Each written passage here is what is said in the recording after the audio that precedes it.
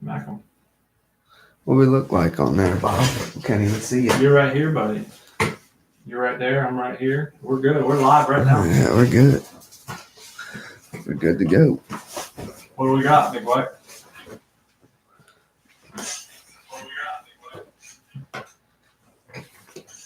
Which one are you on? YouTube. YouTube. Tell me you go to. Check the Facebook one, please.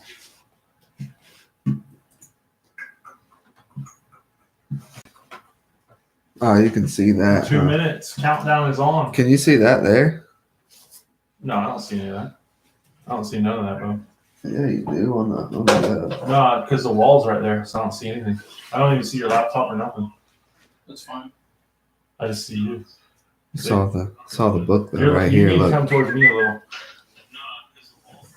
Right there. So, what we need to do now, Sean, call in again. Yeah, call in, Sean. And I'll see if I can hear it. And then you're going to want to see, make sure you can hear it too. All right, let me throw these on real quick.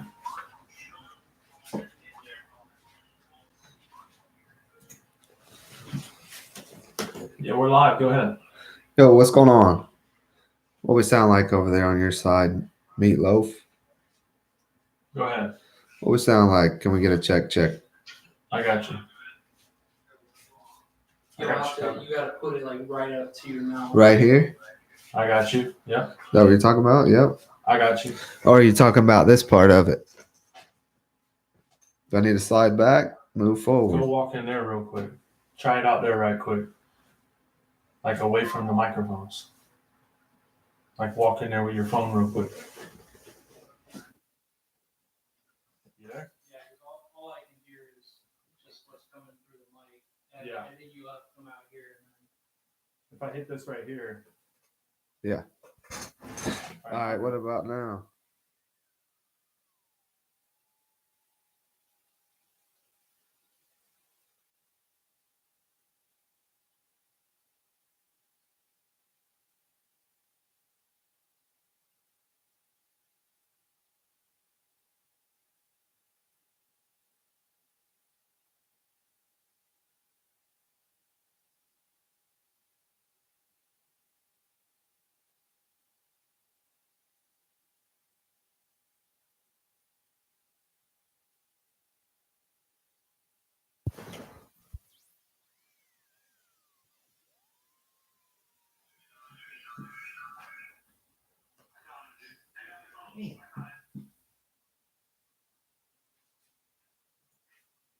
All right, here we go. So 100% mics were muted right there.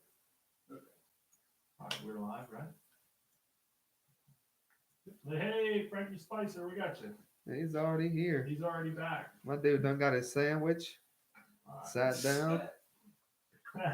What, you got him a sandwich? Oh, yeah. He's ready. All right.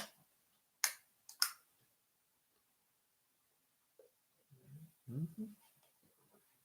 All right, guys, here we go. It's 7 o'clock Eastern time. We're live right now. We are coming to you from the Moto Sandbox, courtesy of Jason Baker. Did you send him a link, by the way? I haven't. You need to send him a link. We got to have him. That's our guy. Sean Rife is my co-host. This is episode 1 for From Here to There. We're going to tell you all about coming from here and we're going to there. We got a bunch of different topics on schedule for tonight, and we're going to run through this thing here and try and let you guys know how we feel about it. To get things going, Sean, give us a little welcome.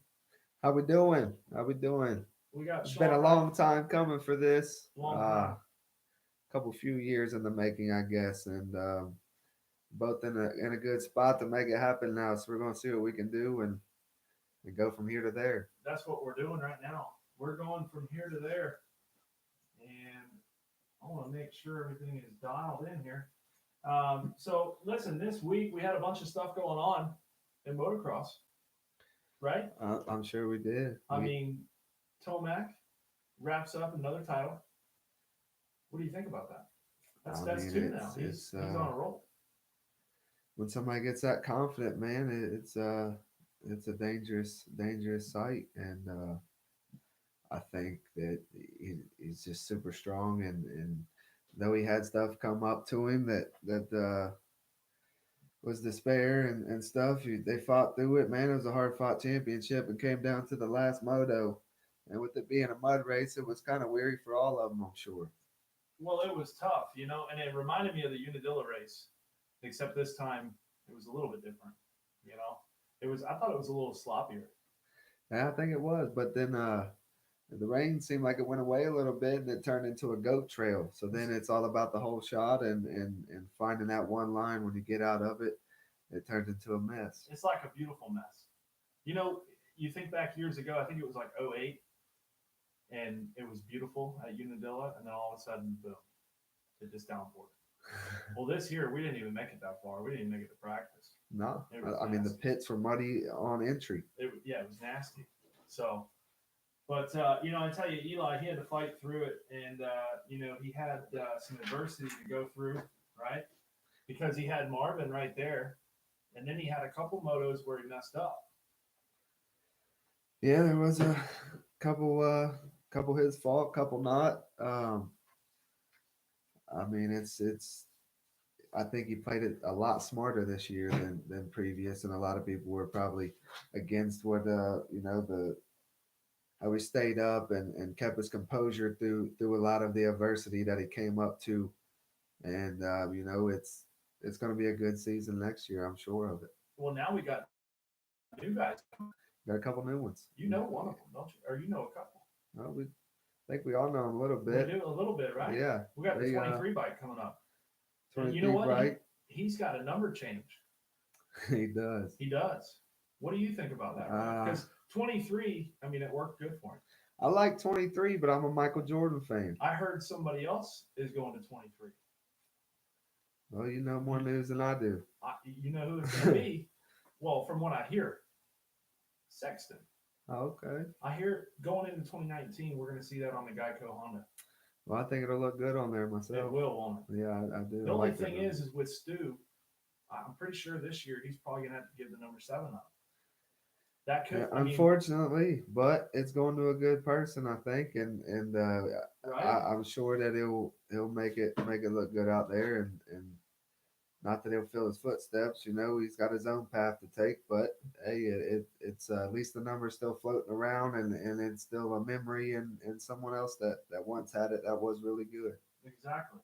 And, I think for Plessinger to move to a 450 right now and sign that deal with Yamaha, that's what he needed.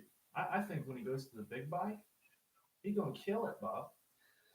He's got that riding style. You know what I mean? It's a tough class. There's a lot of tough competitors in that one, but I think you keep your head down and follow through with it. You'll be right there You'll with be right him. up in there, and that's what it's all about. You got to put the effort in to be able to see those results. We know he's a hard worker, and man, he's an American too. You know what I mean? Hardcore American Country flag. boy.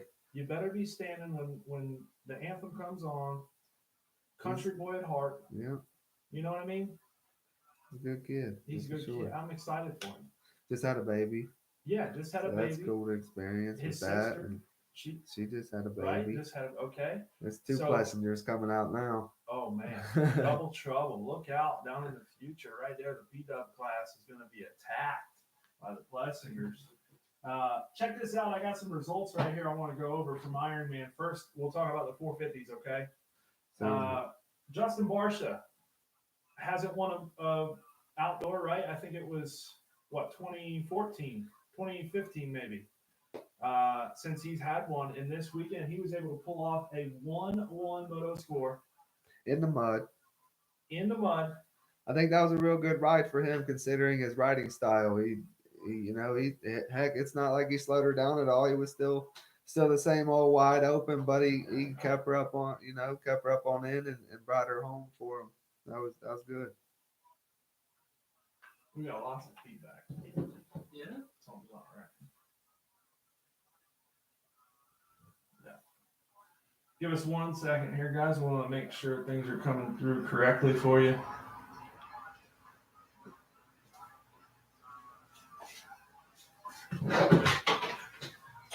Like that. If you guys are hearing some echoes, we're trying to fix that right now. Just give us one moment here. I me see if it's still doing it. Give us just 1 second here, guys.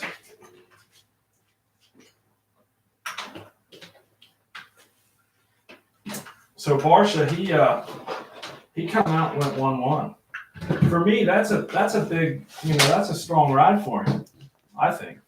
I think so too. And It's only confidence going into Next into year. prep for Supercross and everything What beyond. He's had a difficult couple years, as to a couple other riders, and I think he's walking in the right direction. He's definitely going to be battling up front next year.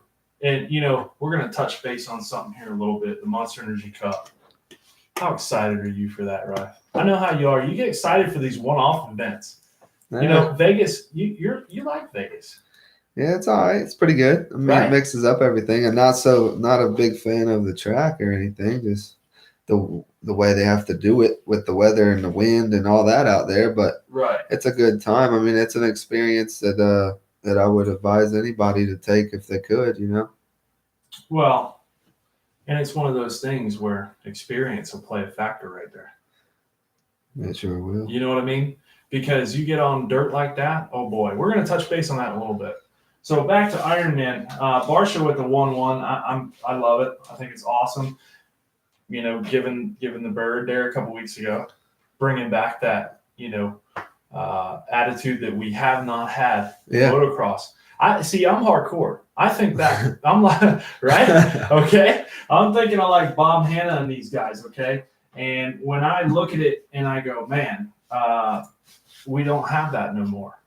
Well, now it messes with my mind because I like the old school. I like getting in there banging bars.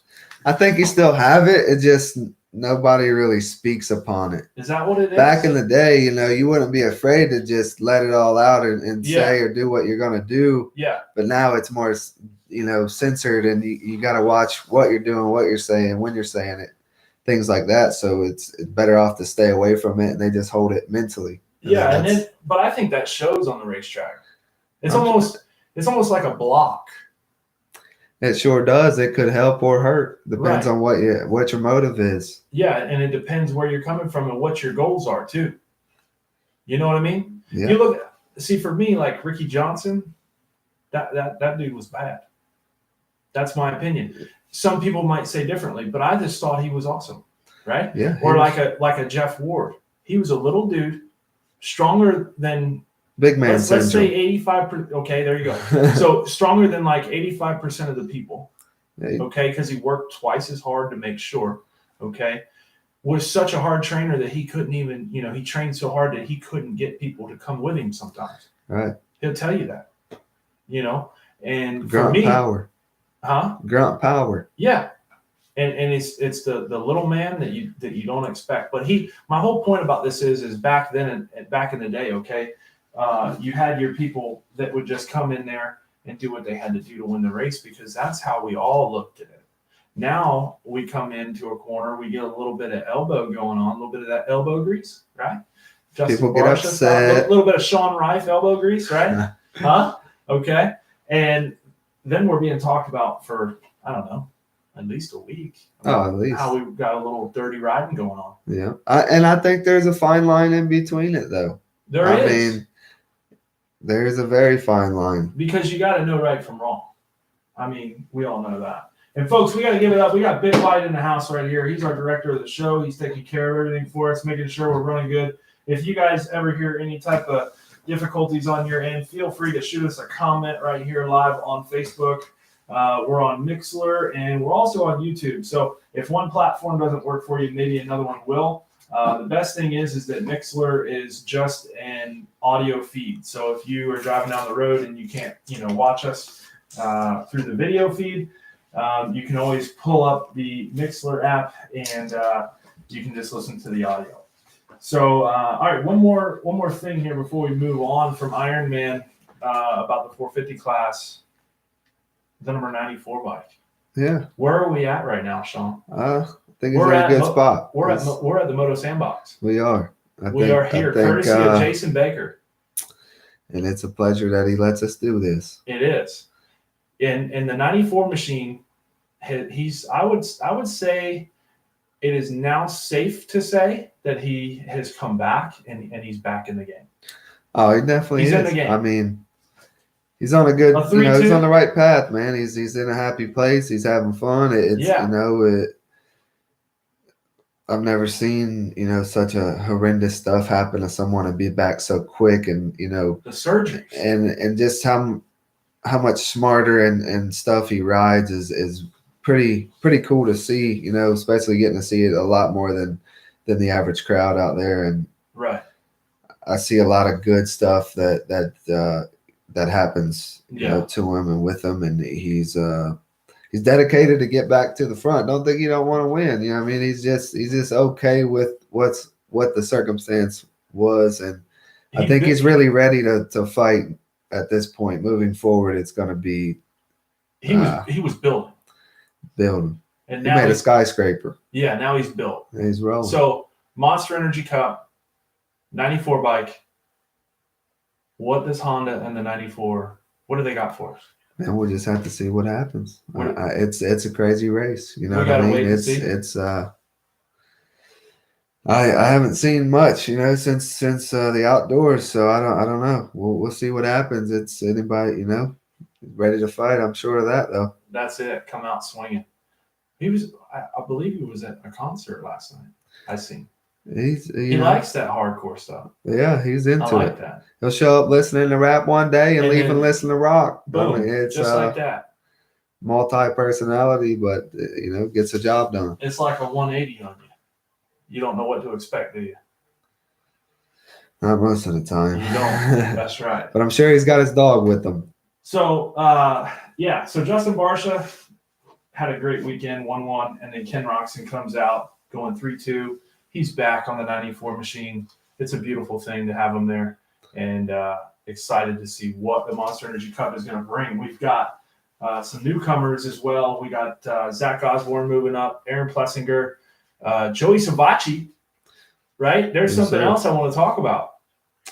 Monster Cowie. Hey guys, check this out. We have a live call-in number. Now, anything that we're saying on this show, okay, you feel that you have a different opinion, that we're a little bit off. Is that how we say this? How do we say this? That might be the right wording for it. Okay, so you have a different opinion. We're a little bit off, right? Pick up your phone. We want to hear from you. We want you on the show right now live, okay? From here to there, 863-226-1969, like my buddy Ronnie Mack would say. Right? Don't tell me how we got that number, but how did I pull that off? Out of everything we could have had, we end up with 1969. And listen, we got to get a hold of Ronnie on that. We're gonna have to make a phone call. I don't know if he might even be listening. He could be. You never know. He's on here already. Well, we're going from here. We're going to there. Yep. I think we need to find him. We need to talk about the designations and because where was he? Why is he not there? What happened? I mean, I like his replacement myself. I like the replacement. It's not a hard decision there, but yeah, still would have like the Screaming Eagle out there. At least it's the designations. I mean, the Screaming never Eagle, before seen. The Screaming Eagle is one hell of a machine. Is that how you'd word that? It's one hell of a machine. I love, it's awesome to me because that guy just does something that no one else will do. Who else do you know that? I mean, okay, Just Send It, Larry and Tyser. He'd be the other guy, but at the level that Ronnie Mac's at, there's no way. Come on. He's crazy. He's crazy. He built a character. That's how we word that, right? He is crazy. So, all right, guys. He's gonna be selling superhero Ronnie Mac Pat's Blue Ribbon bibs in Walmart. And you know what? It's possible. I'm telling you. I see it right now. It's very, very possible. But anyways, so the subject we just touched on, let's go over that because I got that scheduled for today. Okay. I really do. All right. Let's hear it. Kevin Windham is the replacement rider for Ronnie Mac. I think it's a good idea. Now, Sean, talk to me and tell me here. I think because I don't even know. I don't know if they're going for the win or or what their They've got hopes of something. this are. They've got something. They're up their just sleeve. creating a team that's good for the community. It's Yeah. a smile and an eye opener, and a lot of people will like it. So Right. it's why not go with Kevin Windham? Yeah. And Kevin Windham has the experience, right, to come in there and be that guy. I mean, I think he's been at it a couple years, but it's a team effort. It is. You never know what could happen in motocross. That's why everybody likes it. He's been there and done that too. And He's been there. That's another thing, right? So Kevin Windham, comes in. He announced that he's retired from racing. Blah blah blah. Ronnie Mack falls out, and now we have Kevin Windham as a replacement rider for Team Puerto Rico for the motocross designations coming up at Red Bud. Red Bud. Is October 6th and 7th, I believe. Yep. Okay, so just around the corner, and it's going to be awesome. I mean, I'm thinking about going.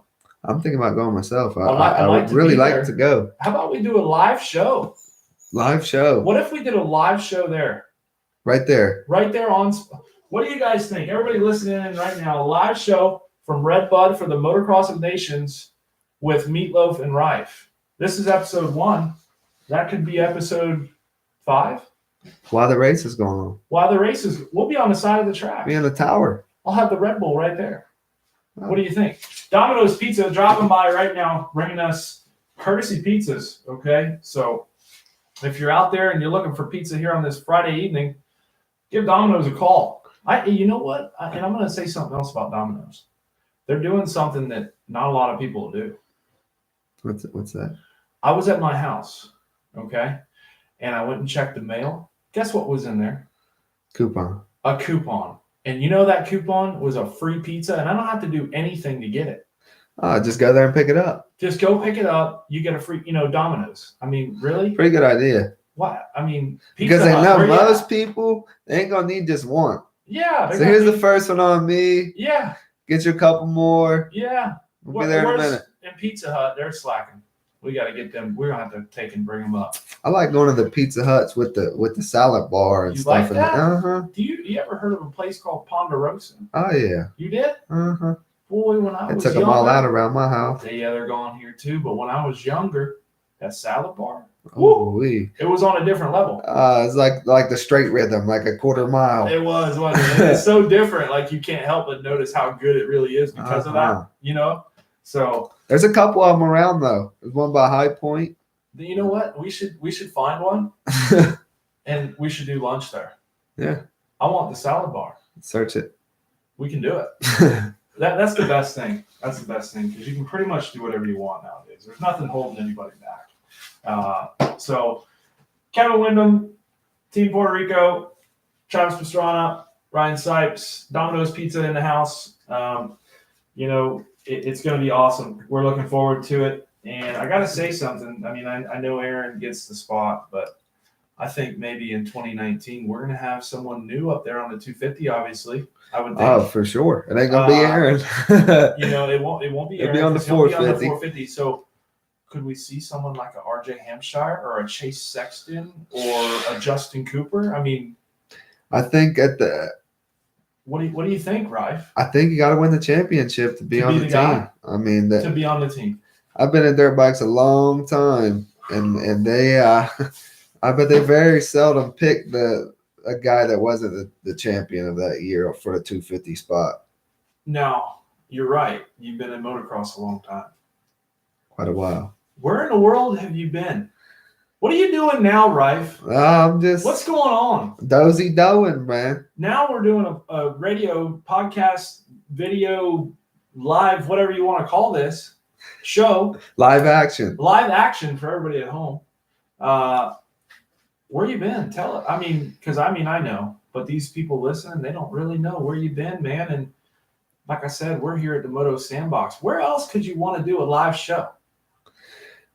Besides, it's like a kid's playground. I mean, it is. It's awesome. We even Chad Reed, he was out here. He's Last been out here week, a couple right? times, or week before? last week, no, 2 weeks ago. He come out, He did some comes out. laps. Yep. You know, I've you seen him. got who else do we get out here? We get what, Hayden Melross? He come out here? He's no, been out here Chisholm. once. He don't. Chizzo comes out here quite a Chisholm bit. come out. Yeah, the he's Chiz. He he's should a be good coming dude, back man. soon. Yeah, he's got a little while, I think, but he's in the right. He actually was out here when Chad was out here the other day. Oh yeah, Come out to watch and hang out check for a it little out. bit. Yeah, you know that's good. Yeah. That's a good thing because, you know, if you're sitting at home, anybody that's been injured knows that that can be something that it's boring for one, right? For two, it gets old. When it gets old, we got to find something to do, right? Exactly. You know, you've been hurt. Most people take up golf or something. You know, You with golf. You know downtime. what? You golf. Tell us. Tell us a little bit about your golf, right? Man, I mean, it's all over the place. I'll tell you. I get my money's worth. What about Chase though? You put it right down the middle. Yeah. Come on now, don't be knocking him. It's either he's good. Listening. It depends. It depends. His driver sometimes is off, man, but he scrambles. So he'll He's come good back. from close. He put her up there. So when you're getting up by that green, you can count on the 40 bike to be in there. Yep, He's going right at the pin. If he's on in 2 or So- close in 2, he's close to the hole after 3. Oh boy. So when I go back out, I don't need to try and get him on closest to the pin. He's gonna get me. Depends. You're getting his head a little bit on the golf course. Then you He got him. starts getting. It's the only time I ever seen the kid mad Really. on the golf course. He'd get out there and get fired up. Reminds me of Rife. No. It's It's good to go with someone else that's going to get mad, because then you kind of hold yourself back from it. You don't have to worry about it. You don't get upset. You just You let just them. he's let having them. a bad game too, and he's real mad. So Yeah. I'm just gonna chill over here. And then it's like it's gone after that. I Uh-huh. know what you mean. All right, so here's some news for you. What's that? Jesse Flock, Iron Man. Iron Man, You could say that as of right now. right? Okay, because he got the win. In the Had a golf strong lineup, didn't it? A little Oh bit. yeah. We had Jesse Flock, we had Jace Kessler, Noah Wilbrandt, Jordan Jarvis was in there. Yeah. Hey, Jarvis isn't no slack. yeah, man. She's She's pretty good. Hey, you know what? She rips. Oh yeah. Okay. She got good style too for a girl. You know. Technique is on point. I'm like, that's solid. You know, for me, I look at technique because, I mean, I have a riding school, the Moto Institute, okay, Right. as we all know. But so I look at technique like as one of the first things that I would pay attention to. That'll help you go faster. Yeah, because if you can get your technique right, okay, You're in then control. we're in control. Now we can bring the speed. You know about that. Tell me your thoughts. I think the same thing. Same thing. And it's not a bad thing to have a wild riding style, but No. if you can go fast that way, if you get all your technique down, then you're just building from there, and it's obviously less dangerous and more consistent. Exactly. Because here's how I look at it, okay? And I'll tell my kids that I work with, I tell them all the time, I'll say, you know, we're going to start this thing a little bit easy, okay? I want you to get really good at that. Now, once we get really good at it, well, let's pick it up a little bit, right? Right. Okay, now we've got the technique dialed. That's the first thing we knock out of the park. Uh-huh. After we get that done, now we can move forward and we can start to bring this speed to the table. Exactly. So then we start, you know, we work on the first part of the corner, then we'll go to the apex, and then we'll go to the exit.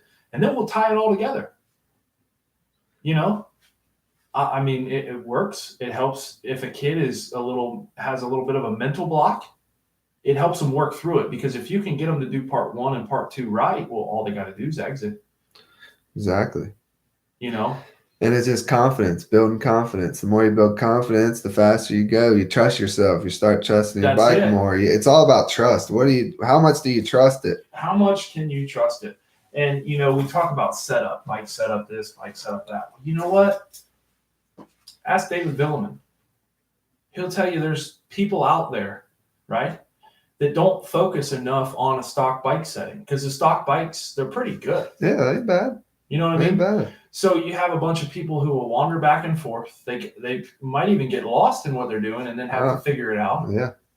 Myself, I mean, I'm a bigger dude. Add some oil. Yeah. Okay. Ready to rip. Right out of the box, I'm gonna stiffen her up, and I'm gonna run it. And I can tell you, I got a 2018 YZ450. She handles like a dream. No A-kit suspension, no nothing. Justin Weeks, my buddy Justin Weeks, he did a lot of good stuff in his career, and his dad did all his suspension stuff And for that a was long it. time. Yeah. Till he was, I mean, heck, dang near went pro. Yeah. And for me, it's staying focused on what you're doing, for one. For two, you gotta actually pay attention to what the motorcycle does. The motorcycle's kicking, we gotta know that. Yep, and it takes repetitive with speed as fast as you're comfortable going. Yeah. Because your bike works different. If you're sitting down, if you're standing up, if you're on the brakes, off the brakes, where your body's at, when it's there, where you're let off. If you're braking into the bumps, then it's obviously going to deflect and do different things. You got to be able to observe and hit it the same 5 times in a row and see if you get the 5 same answers for yourself. Yeah, and if you don't, then you have to begin to look around and see what you can come up with to fix that issue. So suspension can be tricky. We all know that. I mean, you were up in Canada, right? You did Supercross. Yeah. Supercross is where it's the most finicky. Yeah, it is. It is because you can set it up for whoops and hard hits, but then it won't turn.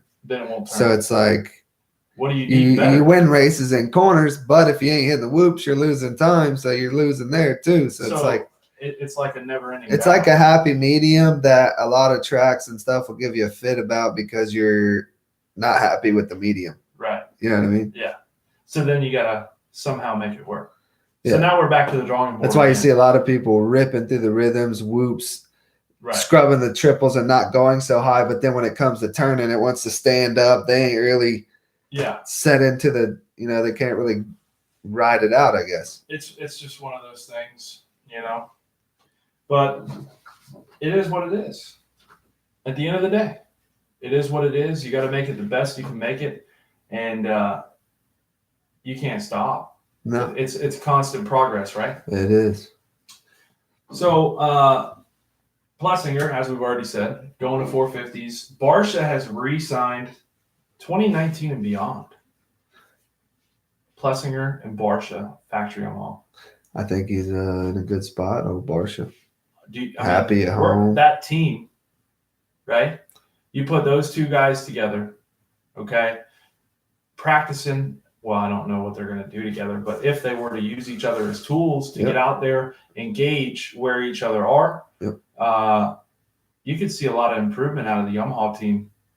2019, maybe even Monster Energy Cup, come out swinging. That's for sure. You never know. Barsha, he was a filling guy. He showed good results, though, man. That dude was on the podium a lot in Supercross. A lot outdoors. He was. And he'll tell you, it started out as a fill-in ride, turned into something a lot more. He can't ask for a better team. Seemed good to him. They're happy to have him. Yeah, so. I feel like he's grown a lot as an individual. I would agree with that. The old Barsha is, a lot of people might not have liked, or he might not have liked a lot of people, but going back a few steps and then getting a full insight on what it is and what it was, then he has changed himself a lot, which has helped him grow and be better on the motorcycle and in races and different situations that he would think about more wisely now rather than just first thought pennant. Yeah. But how can you not think that? Like when you're younger, because your whole life you got people, oh man, you gotta go. Well, some people take that as, man, I'll just hold the bike wide open. Well, I think he still has that urgency. But now when he's in a better position and he knows he's in a good position, he more cautious and he guides it, he's thinks focused, about it. He's smoother. Rather than going and ending up on the bad side of things.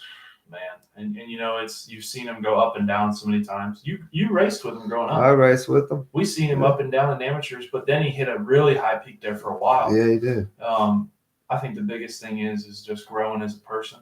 Yep. making changes, Maturing, different things. maturing. I mean, going through different stuff changes you. You know, Yeah, you attack life different ways by the day. I mean, right. stuff could happen tomorrow to make you wonder what's going to happen beyond. So you think about those things. Exactly. And sometimes like they'll say, okay, a change might be good.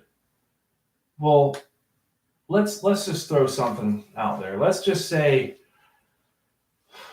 I don't even know. Let's just say a rider that's been with a team for a long time, right? Let's say someone that came from amateurs and has gone all the way through pros, right? Like an Adam Cianciarillo. He's been with Cowie forever. Forever. It's all he knows. What now? My thought is, what if a guy like Adam had a change? And I'm not saying he needs it. I'm just saying, what if? Okay, guys out there, I'm just saying, what if? Okay, you never know. Is that where we see changes for the better? Maybe do guys make changes sometimes, and things start to go because there's lots of people you could look back at. I mean, I don't know. Look at a McGrath. Yeah, but I feel like his changes sometimes kind didn't of work. didn't work. But Some then, did. like, he got back on the Yamaha, right? Okay, boom, he was on the Yamaha. Took two changes though. You know, sometimes you don't get two chances. That's what I'm saying. For some people, could change be good, but yet some people maybe not. Maybe some people like the comfortability. Maybe some people don't know. Right? Any different or? Maybe they don't know, so then they stick to the same thing. And then when they finally get the change, they're like, "Man, maybe this is what I needed. It's a refresher."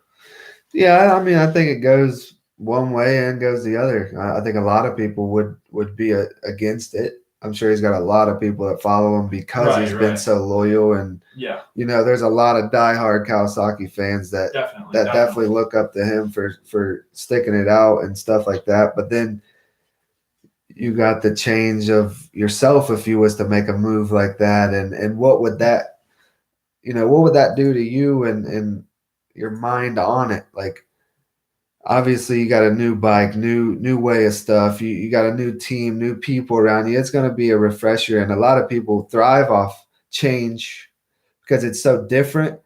But then if it doesn't go the way you once had thought it would, then you kind of miss what you had because it was comfortable and right there. You know what's going on. You've been on the bike forever, and I think it's just unfortunate events in his case that has brought him to where he's at today. But I do think that. But he's recovering well. Oh, he's recovering. No joke. I've seen him a couple times here in the last few weeks, and he's in good spirits. And I think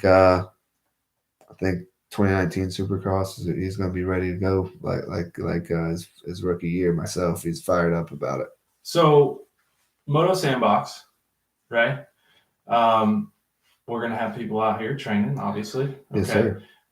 What do we have for next year? I mean, are the guys sticking around? I mean, we got a really good group of people here. Yeah. It feels like home and stuff. They enjoy being out here, and it's kind of out of the way. There's not a lot going on. They get to do their stuff and focus. And if they want to come out and hang out for a little while after or do whatever, they have free space to roam, and there's no one that's going to say otherwise.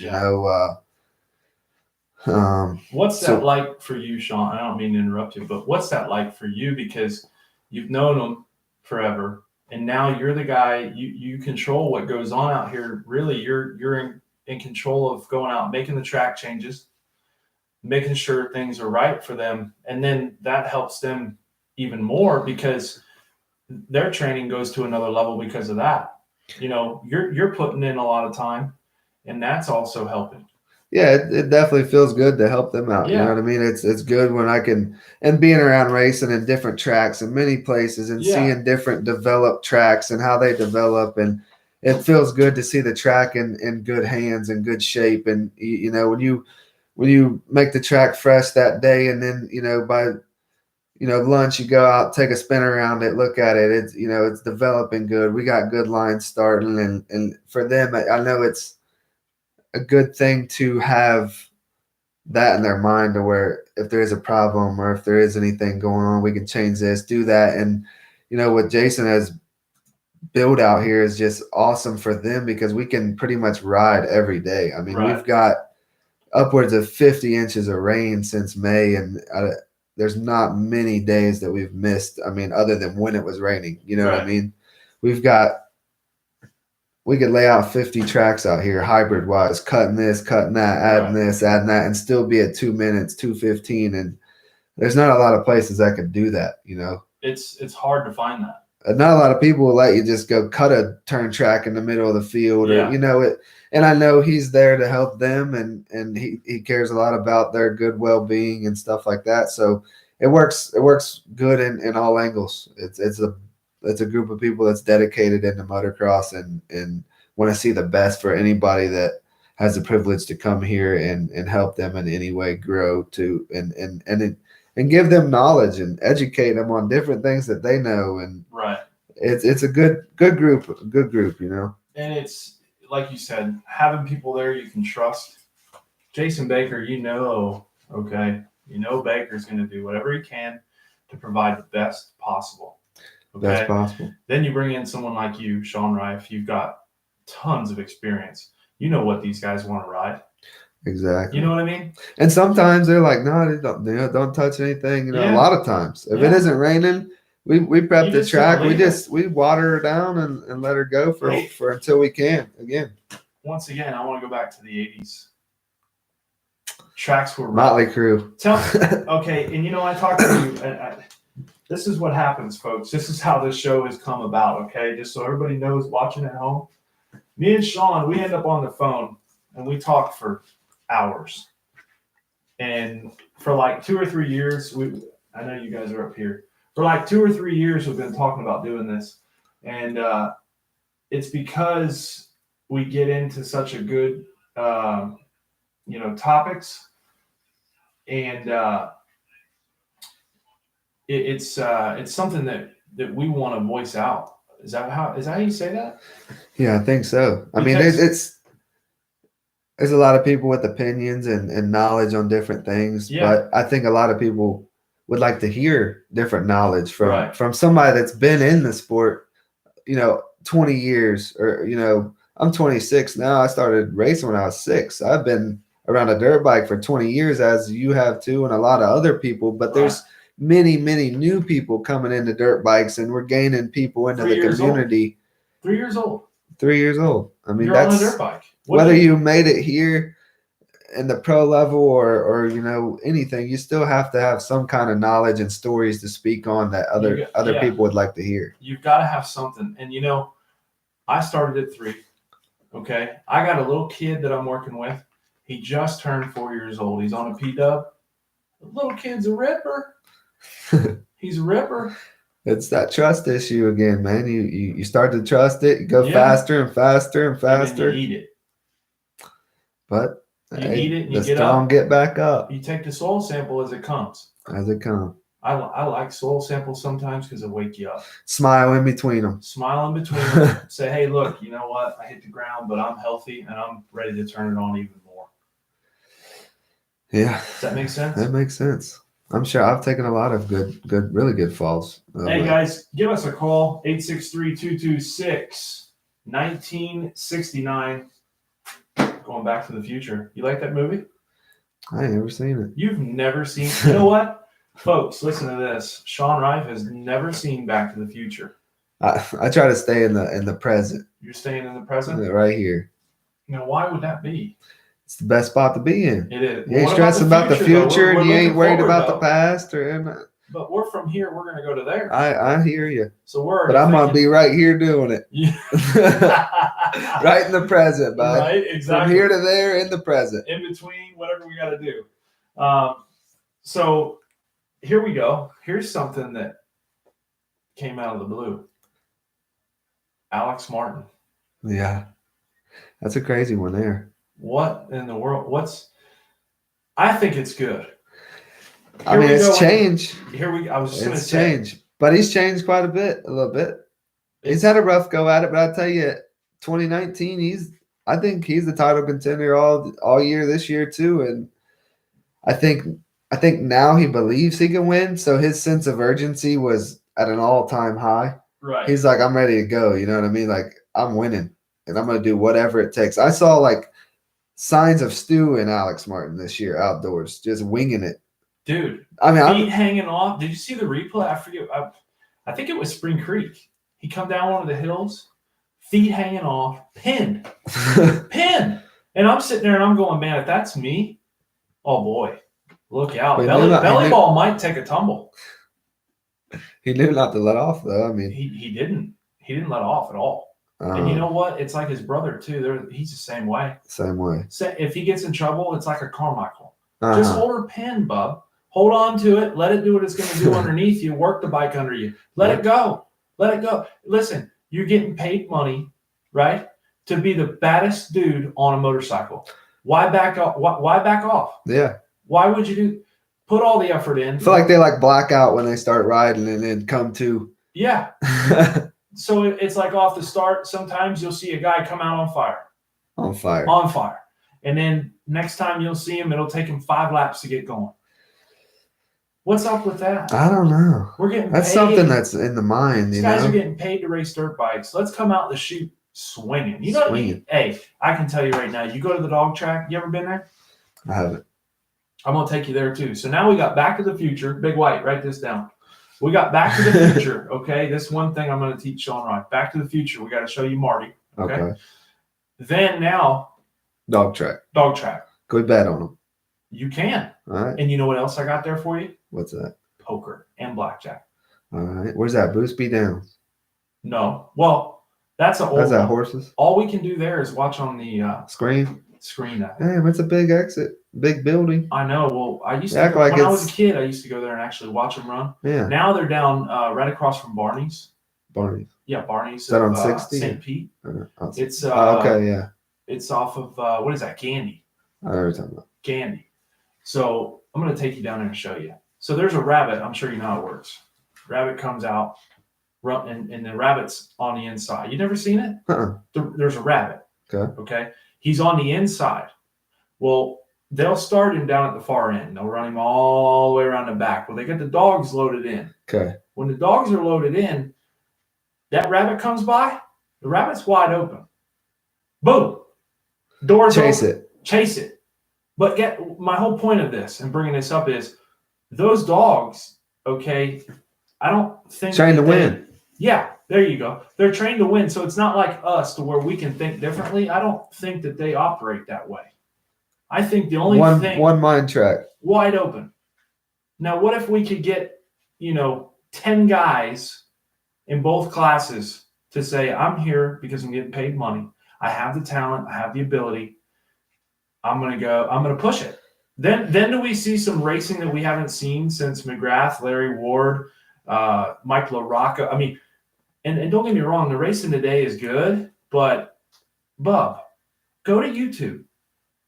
Any of you guys listening back home, okay? You guys are sitting there and you're listening to this show, pull up YouTube. Turn up the okay, I'm sorry. Sorry about that. So pull up YouTube. And when you pull up YouTube, I want you to check out like 1994 Anaheim Supercross. No joke. It will make you go, whoa. I ain't seen it myself. You haven't? I haven't seen it. How old are you now? 26. So you probably.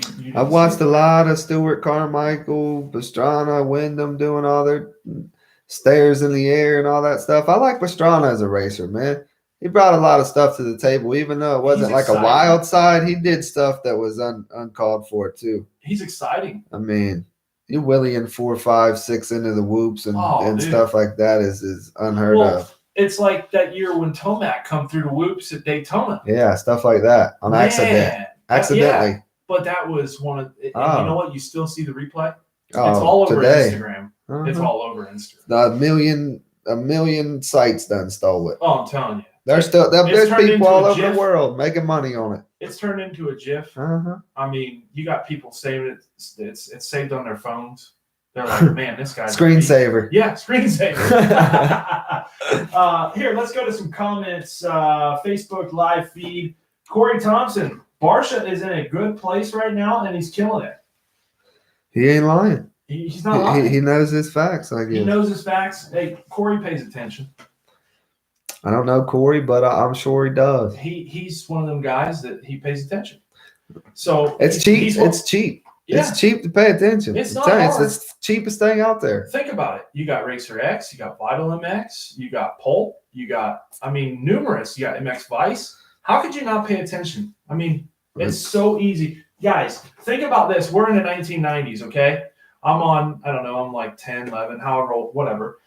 We didn't have that. No. You know what I had to do? I had to wait a whole week, Sean. A whole week. Could you imagine what these kids would do nowadays? Because everything's live, right? So they're like entitled. We're live right now. They're like entitled. Okay? I'm going to tell them like this, like Matt Walker would tell them. They're not entitled to shit. Okay? But they feel entitled, right? They do. So they get these live shows every week. Well, guys, guess what? When I was a kid, all right, and I was sitting there, okay, I had to wait a week to watch that race. So I'm sitting at home. I tell you, this is a story. I'm gonna tell you right now. Let me run with this one, right? So I'm at home. This is I'm gonna go off a wing here. I'm gonna say it's 2004. Okay, I'm at home. This is when the first like live broadcast was going on, like, but it wasn't video. Right. It was like we're doing. Yeah. So you had commentating. I don't even remember who it was that was doing it. So I'm sitting at home, and I just remember, my dad was gone, whatever. And I'm like, man, I have to listen to this because this is live. And if I don't listen to it, I got to wait till next week to see it. And we didn't have, any media outlets at all that could share the information on the spot, right? To Instagram, to Snapchat, all this live stuff. And I tell you, there was many days we were working on the track on Saturday, and the race come on, we get right on our phone, go live, right on the app. Yeah. Watch it right in the dozer, stuck to the window. And that's today. Today. But in 1994? No, that ain't going on. We did. Hey, cell phones. I remember when it was like a gray block. No joke. I know. It plugged into the floorboard of my dad's. Looked like an old school walkie-talkie, them tall ones. Yeah, and it had a big, huge antenna on it. Like rabbit ears. No. No, we didn't have a rabbit ears. But it was one of those things to where you're like, man, where's this going to go? And it was the same way with racing. And now look at where we are. We're in 2018, heading into another year now. This year is concluded. It's crazy how fast this year went. Yeah, what are we going to see next year? What is going to come out that's new? We got all these drones. We've got one thing coming out. Tell me. No more arena cross. We got. No more. I think there's. How do you feel about that? Do you think that was? I don't know. I don't know how I feel about it. I don't know either. I feel like they just shut off a nice revenue of people that. Granted, they might not have filled the arenas, but there's a lot of people that went that aren't usually into dirt bikes. You know what I mean? And here's Sean. You grew up. What did you race? Arena cross, indoors. The fair series are gone. I feel like. Talk about that with me for a minute, because you grew up racing it. This is why this is important, guys, because you have these guys who have been there, have done that. They're still here. Okay, Sean Rife. He's been there. He's done it. He grew up as a kid in these, what do they even call it? What is it, arena? Arena crosses. But I remember the one time up in Ohio I went, Jackson Indoors. I even hopped on a bike. Yeah. Hey. Suited up. No. T-shirt. Yeah, boots and a helmet, though. Dickie pants. I did have boots and a helmet. But we were inside like this. A horse arena. It was a horse arena. Yeah. We don't have that now. No. Why? I mean, there was one big one in Columbus that happened once a year. And, dude, it had I mean, it would have Jeff Gibson. It would, when I raced it, we was racing Osborne, Bowers, Gibson, Willie Browning, Michael Willard. I mean, the list goes on of how many people would come up to this race for the pro person, and then they just quit doing it. I wish we could find more promoters and people that would do one-off events like that, because Yeah. you rent it out, you do it right, you build the track, have an epic time, and people look forward to it the next year. And I remember a couple years back, we had like an arena cross, supercross type of deal over in Lakeland. I was there. I was with Zach Freeberg as a mechanic, and I thought it was awesome. Yeah. But then you heard other people, they didn't like the track. They didn't like this. They didn't like that. What about the Kissimmee Supercross? Right. They used to have, I've been to that a couple times and watched. That's the one I'm talking. Lakeland, Kissimmee, whatever. That's Yeah. what I'm Okay, referring to. yeah. Okay. Tevin Tapia was there. Yeah. You know, Bunch what I mean? of good people. Bunch of good dudes. I think even Chisholm raced that night. Whatever. Okay. What I'm getting at here is, why are we eliminating ways that our guys can get better? Okay, because is Supercross not like our main platform? Am I wrong about that? It is. I think a lot of people like the great outdoors. Myself, I mean, it's just so spread around in different places and far away. You know what I mean? They're out in the country, way out, a couple hours from civilization. Sometimes you got little small towns, but people don't want to drive. Right. They don't have campers, and it's easy to go to a Supercross. You got 30 hotels right there. You could stay the night at a hotel, walk on over, have a good time.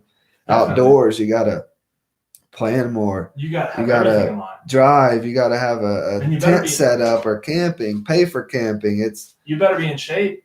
Yeah. You better have walking. suspension. You're walking. You better have something. We ain't talking about Nike shocks either. Right? Yeah, we ain't talking about no Nike shocks. No, you better have something good. You better get a hold of Mitch. Right? What about Bones? Well, yeah, get a hold of Bones. Tell Bones, hey, I got to have something, bub. Help me out. Yep. You got to bring it in there and have it good. Hey, I tell you what, hey, guys, we got Domino's Pizza, Courtesy Pizzas. Bring me a slice of that pizza there, Big White. We got Big White running the show. He's our director. DJ McFarland in the house, RJ Hampshire. Welcome to the show, guys. We appreciate having you here tonight. This is episode 1 from here to there. We're about as honest as you can get. We're going to give you pure opinion. And if you don't like what we have to say, guess what? We want you to call us. Feel free to pick up your telephone right now, 863-226-1969. If you forget the number, just think about my buddy Ronnie Mack. Huh. You can't forget. How did we get that number? God, oh, man, it blows me away. Destiny, huh? And so we've been talking about this show here for a really long time. We finally have made this happen. Tell me how stoked you are about this, because I'm pretty pumped. I'm pretty pumped right now, right? I'm beside Courtesy myself. Pizza, check this out. Domino's. You guys are looking for pizza? Get a hold of Domino's. They are the best team around. Right now, live. How do you think Savachi pairs out in the 450 class next year? How do you want to know how I feel about Savachi? Mm-hmm. Well, a lot of people that I've talked to have a different opinion. Here we go once again. Pick up your phone and call me. I'm waiting on you to call me, okay?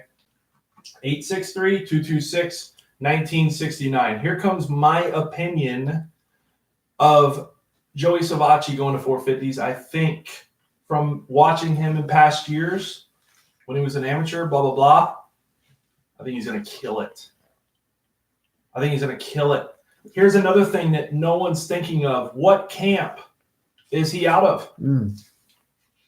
What camp is Joey Savachi out of? Where's he at, Rife? Is that the farm? He's at the farm, not a farm. It's not like Ronnie Mack's farm where he's over in Oklahoma one time and then he's over in Michigan another time with Larry and Tyser and them guys hanging out. That's not how he rolls. He's at the farm. Wonder if he's got him throwing hay and feeding cows and doing all that stuff. That might be good for his program. You know what I mean? A little structure. Little strength training. Little 5:30 a.m. get up call. Getting him up early. Get on that road bike, boy. Get out there and just go feed the cows first. Don't go with the wind. Go into the wind. Uh-huh. Take it out. Yeah. Put that effort in. I want the semi to draft you. Yeah. It's like that old movie. You've probably never seen that one either. Probably not. Old boy was a cyclist, okay? Okay. I'm going to find this movie for you, too. All right. This guy was a cyclist. You guys listening in, I'm sorry I keep wandering, but guess what? That's what From Here to There is all about. We start over here, we're going to go there. You don't know what you're going to hear. 1 minute we're talking about dirt bikes, next minute we're talking about a guy drafting a semi. This guy was a cyclist in this movie, okay? And I kid you not, he caught up to a semi. He was drafting this semi. Okay. Rolling. Grabbed onto the back of it even, got in a full tuck, wanted to feel all that speed. Okay. And phenomenal movie. I don't even know the name of it. I couldn't even tell you.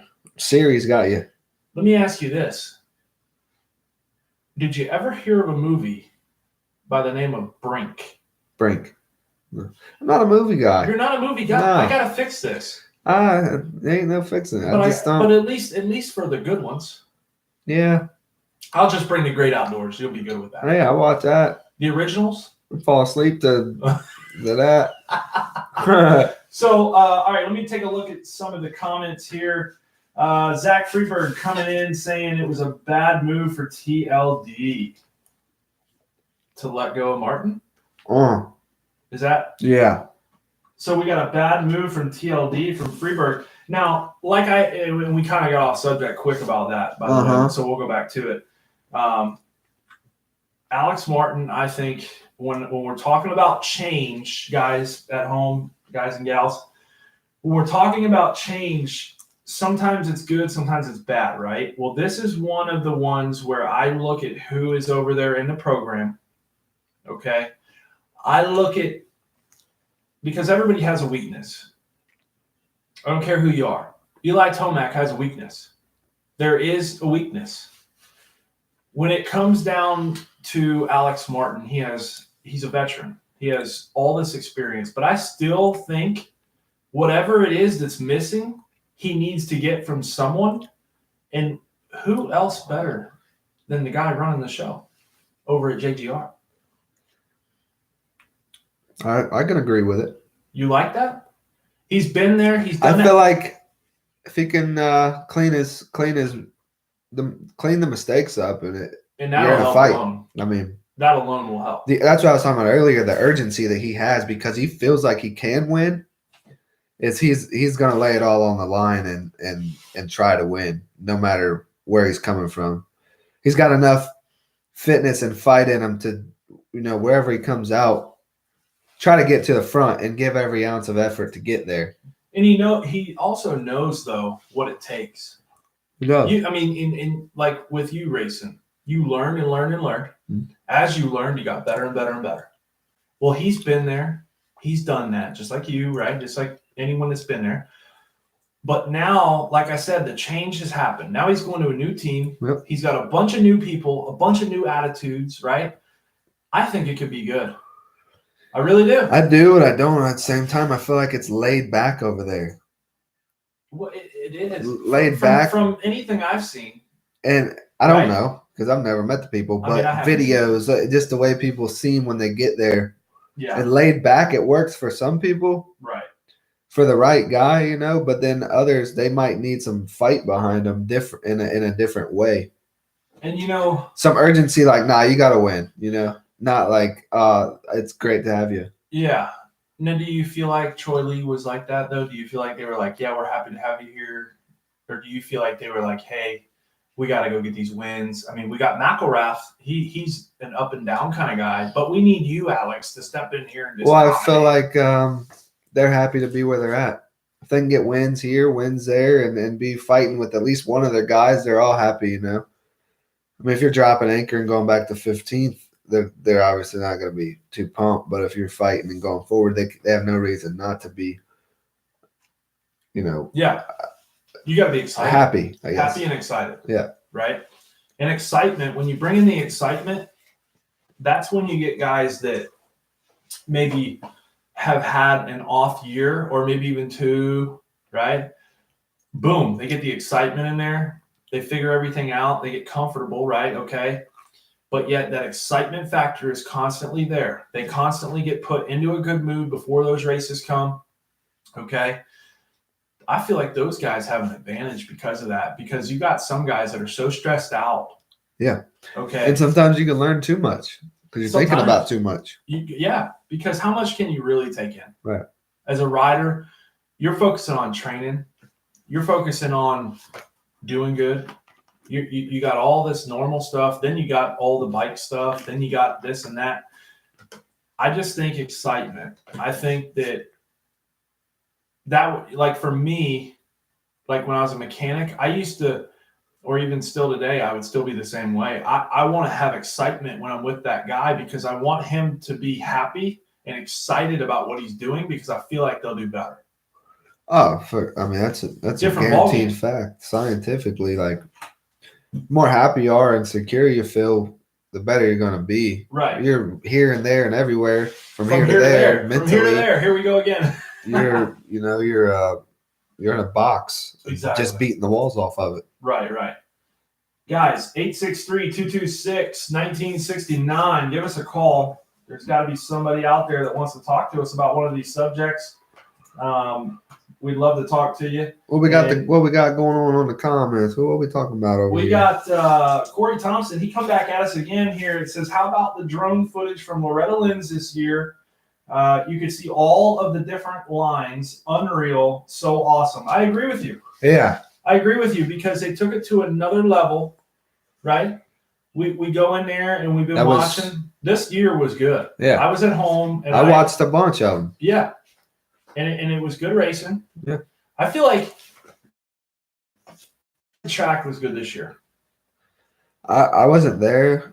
But from what I could see, I wasn't there. From what I could see, it looked good. No rain. No rain.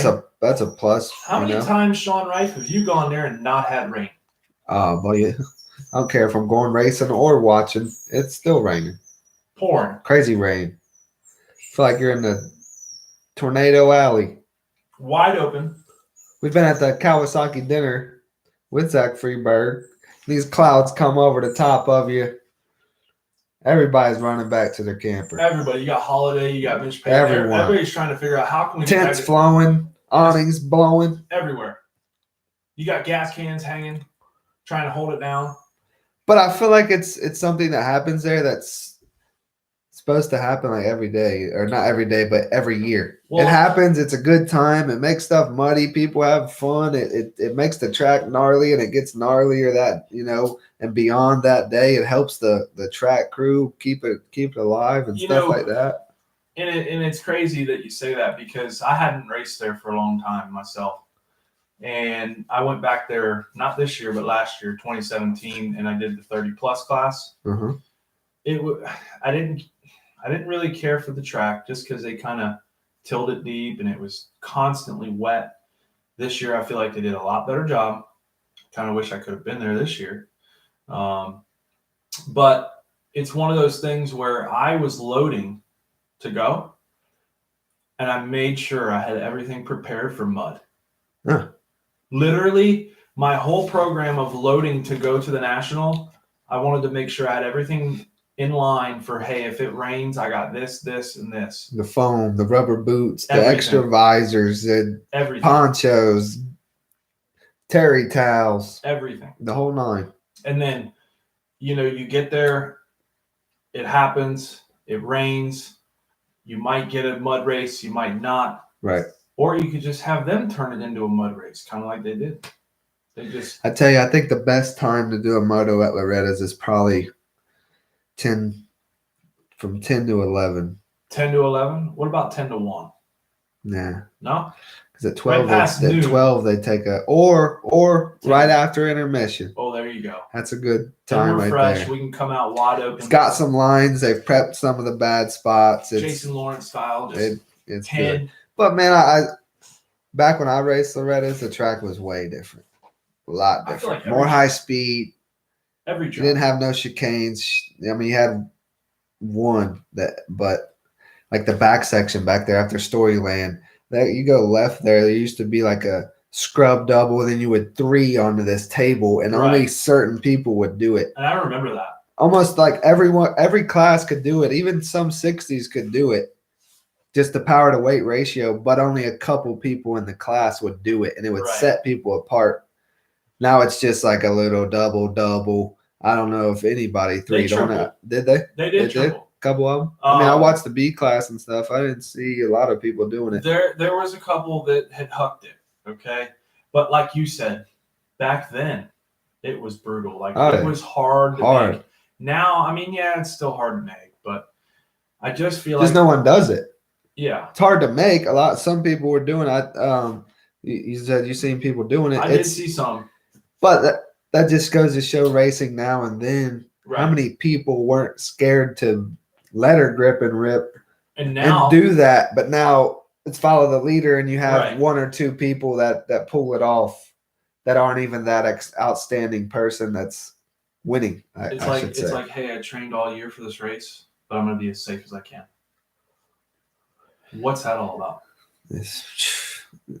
How about let's go there and just hang it loose and just see what happens. A lot of people can't do it though. Big White, how do you feel about that? You just want to see what happens? Yeah, give us a head shake. Let it rip. Big White says let it rip. Can't let anybody dictate what you're doing. That's a lot of people's problem on the track is you start letting the man in front of you dictate you, right. It's over. Yeah. They know they got you beat, and the guy behind you sees you're slowing down, so he's ready to keep pushing you. Exactly. And, I think with the amateur program, I think that there's a lot that is different now. There is. I mean, when I raced amateur and, my heyday, there was no Instagram and stuff like that. You didn't have kids on 50s and 60s. You had a couple.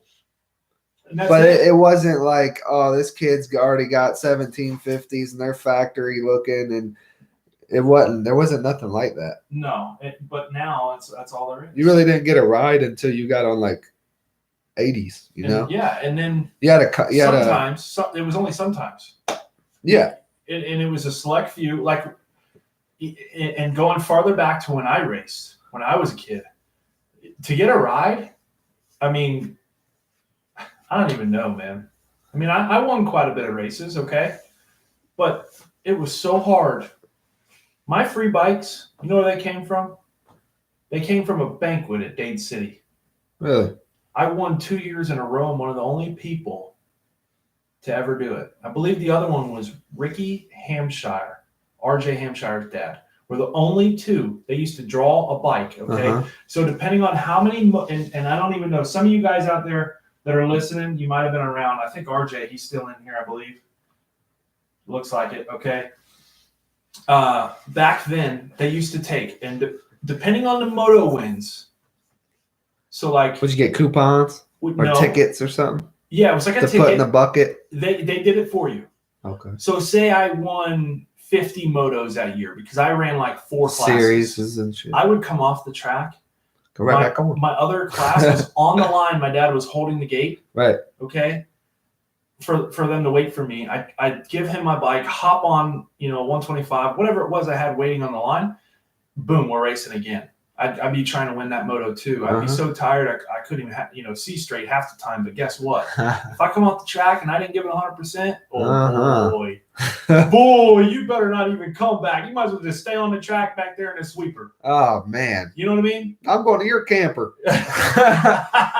But anyway, so it's one of those things, to where they put us in a hat basically, or in a little. So did you get a coupon per win? Yep, that's what I was just going to say.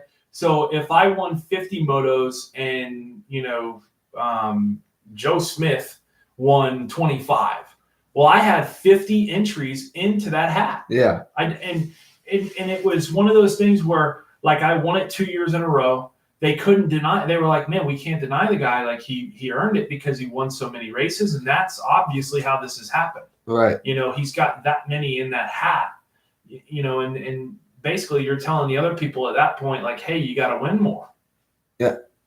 It's like Mike Brown at Loretta's. Yeah. So you got to win more. If you want a shot, you need to win more. Right. And yeah, that might sound kind of messed up, but hey, all we cared about was winning. Now So- it's like, you got 5th. Let me clap my hands. You did awesome, baby. Woo! No, Man, I ain't been to many amateur races in a while. I have. I ain't been. I to- have. My biggest thing with motocross racing right now is I can't stand that part of it. And listen, all you guys out there, once again, Sean Rife will back me on this. I'm a hardcore dude. Some people aren't gonna like this. That's why we're here today. It's an opinion, I guess. It's an opinion. Everybody's got one, and I'm gonna tell you right now. If you don't win, what are you doing this for? Right. Why does Sebastian Vettel line up for a Formula One race? Does he line up to get 5th? Probably not. Probably not. Does Marc Marquez line up to get 5th from MotoGP? No, he just wants to win. He's He's doing it to win. He's doing it to win. Competitive. Does Eli Tomac show up, and is he okay with a 5th? But what? And I'm talking about prime time season. I'm not talking about last race of the season. Just to clear that up, because I know some people are going to jump on me for that. But prime time, season time, he's there to do what? He's there to win. Got to have that competitiveness, the urgency to win, the want, the will. That's what comes in. I mean, the body and mind and heart is a strong, strong thing. And if you can control all them and still have the burning desire to do something, then there's no reason that you're not going to do it. David Bailey, Rick Johnson, Mike 212 Bell, Bob Hurricane Hanna, Chuck Son, Marty Motes, Brad Lackey, right? I can keep going. Well, let's go I can on. keep going. These are the greats of our sport, guys, okay? You know what they'll tell you? You better be out there to win. You need to be out there to win. Why are we here if we're not here to win? I'm trying to figure this out, Rife. Now I'm onto a subject where I can talk for a minute because I believe in winning. Oh, it's out there. That's what I believe in. Yeah. I don't believe in getting a 3rd and being happy. I don't believe in especially at the at the pro level and stuff. Like once you do it once, you know, like it's over. You know you got it. Like, but a lot of people are happy with 2nd and 3rd too. You know, it's an achievement, man, that a lot of people will never be at. And talking championship, consistency wins the race. Well, championship wise, yeah. It will, in a sense. You got to win. Let me ask you this, right? Winning just makes a statement. I mean, yes. You win, it's a statement. You're dominating. You're the guy. Let me ask you one question, Sean Ryan. If you're on a deal, you get paid to race dirt bikes, do you get a bonus for 5th? I never had the privilege of that, but I don't think so, man. I don't think you do. I don't. But if you're on a box, 1, 2, 3, you're out leading, you're battling for a win. You think you're going to come home with something? I hope so. Probably not much from the venue. I tell you that. Well, and that's I guarantee you that one. Hey, we don't want to get into that conversation. We shouldn't even get into that because then we're going to get some emails and we don't need to go. Failed. We got court. Hey man, you know what? I'm gonna throw something out there right now, and I hope somebody from Feld is listening to me. I really do. I hope they're listening right now. Why in the world did you take Tampa Supercross from me again? From me, I'm talking. I don't even care about the other fans, the other racers. What about me? I love Tampa Supercross. Hey, first year I've ever been there, man. That's a nice stadium. That was a cool setting, man. The flat deck up there, you could watch practice. I felt like I was in a movie or something. It looked so much different than a regular box stadium. It was a unique. I'll give them this. The track was tight. It was tight. I'll give them that. But they all ain't gonna be. They're not all gonna be a picture that's on the wall hanging. Yeah, it's right. It was a racetrack. It was a racetrack. It busted a lot of people up, and unfortunately, I mean, It is what it is. It was tight. It was bar banging. Every race was a good race. Every race. Single one. Go back and watch LCQs. Did they not? Went down to the last corners. Did they not? And this is what and anybody listening in, if I'm wrong, please tell me. Did they not have like the highest ratings for television for Supercross for like weeks and weeks and weeks? I don't know those numbers. I mean, I don't have them. I'm not claiming to have them. But from what I was hearing and told and blah, blah, blah, okay, Tampa Supercross had the numbers. And now we're not coming back. Yeah. I'm glad I signed up and I raced last year. So what? Now I wouldn't have a chance if I didn't. And who's taking it over? We got like, I heard like Denver. That'd be sick. I even want to say I heard Nashville. Nashville, yeah. Oh, you get excited for that. Yeah, that's a good one Why too. does that excite you, right? I like what Nashville. About what about Tampa? Well, I want Tampa. we're being a hick town now, bud. Somebody like me fit in around there. You're into music a lot. Nashville. It's a cool spot for a dirt bike race. There's a lot, I'm sure of it. But where are we gonna go? What do you mean? What arena is in Nashville that we can go to? It's an open dome, I think. Open dome? A Titan Stadium. I Is think. that where we're going? Uh-huh. It's right by the river. Well, It's a cool spot. I might have to say The town's cool. It might be a good one. It's a good town. Now Denver, That's a cool town too. I want to say That'd be sweet. 90. That'd be wicked with the I think 98 was the last time they were there. the elevation change, Yeah. Supercross with the power. It's gonna be dull. It's gonna be weird. Hey, and I remember from Denver, and I'm pretty sure I'm right on this because I watched an ungodly amount of YouTube videos. They had a nasty whoop section, like a long straight away. It was brutal, man. They have one of them in Hard. Jacksonville. Hard pack. I mean, if you go down, Ooh. you're done. Concrete. Like Skateboarder. You remember Gatorback? You remember how it used to get? You remember back in the day? I hated that track. Oh man. It was so good for practice. What about the elevator? Elevator. What happened? Why don't we Win Kern, are you listening? Where are you? I want to yes, you're right, Brent. Brent Giesentanner in the house. What did he say? He says Tampa Supercross was awesome. Awesome. He's not lying. Todd Freeberg. Todd Freeberg don't like it. Oh, not enough people. Freeberg, is that what it is? They had a packed house, thought they signed a 4-year contract. You know, Giesentanner, I'm trying to figure out how to say it. But, you know, yeah, there could have been more people for Tampa. But it seemed like the whole bottom bowl was filled up. I mean. Dude, I went down to get a drink.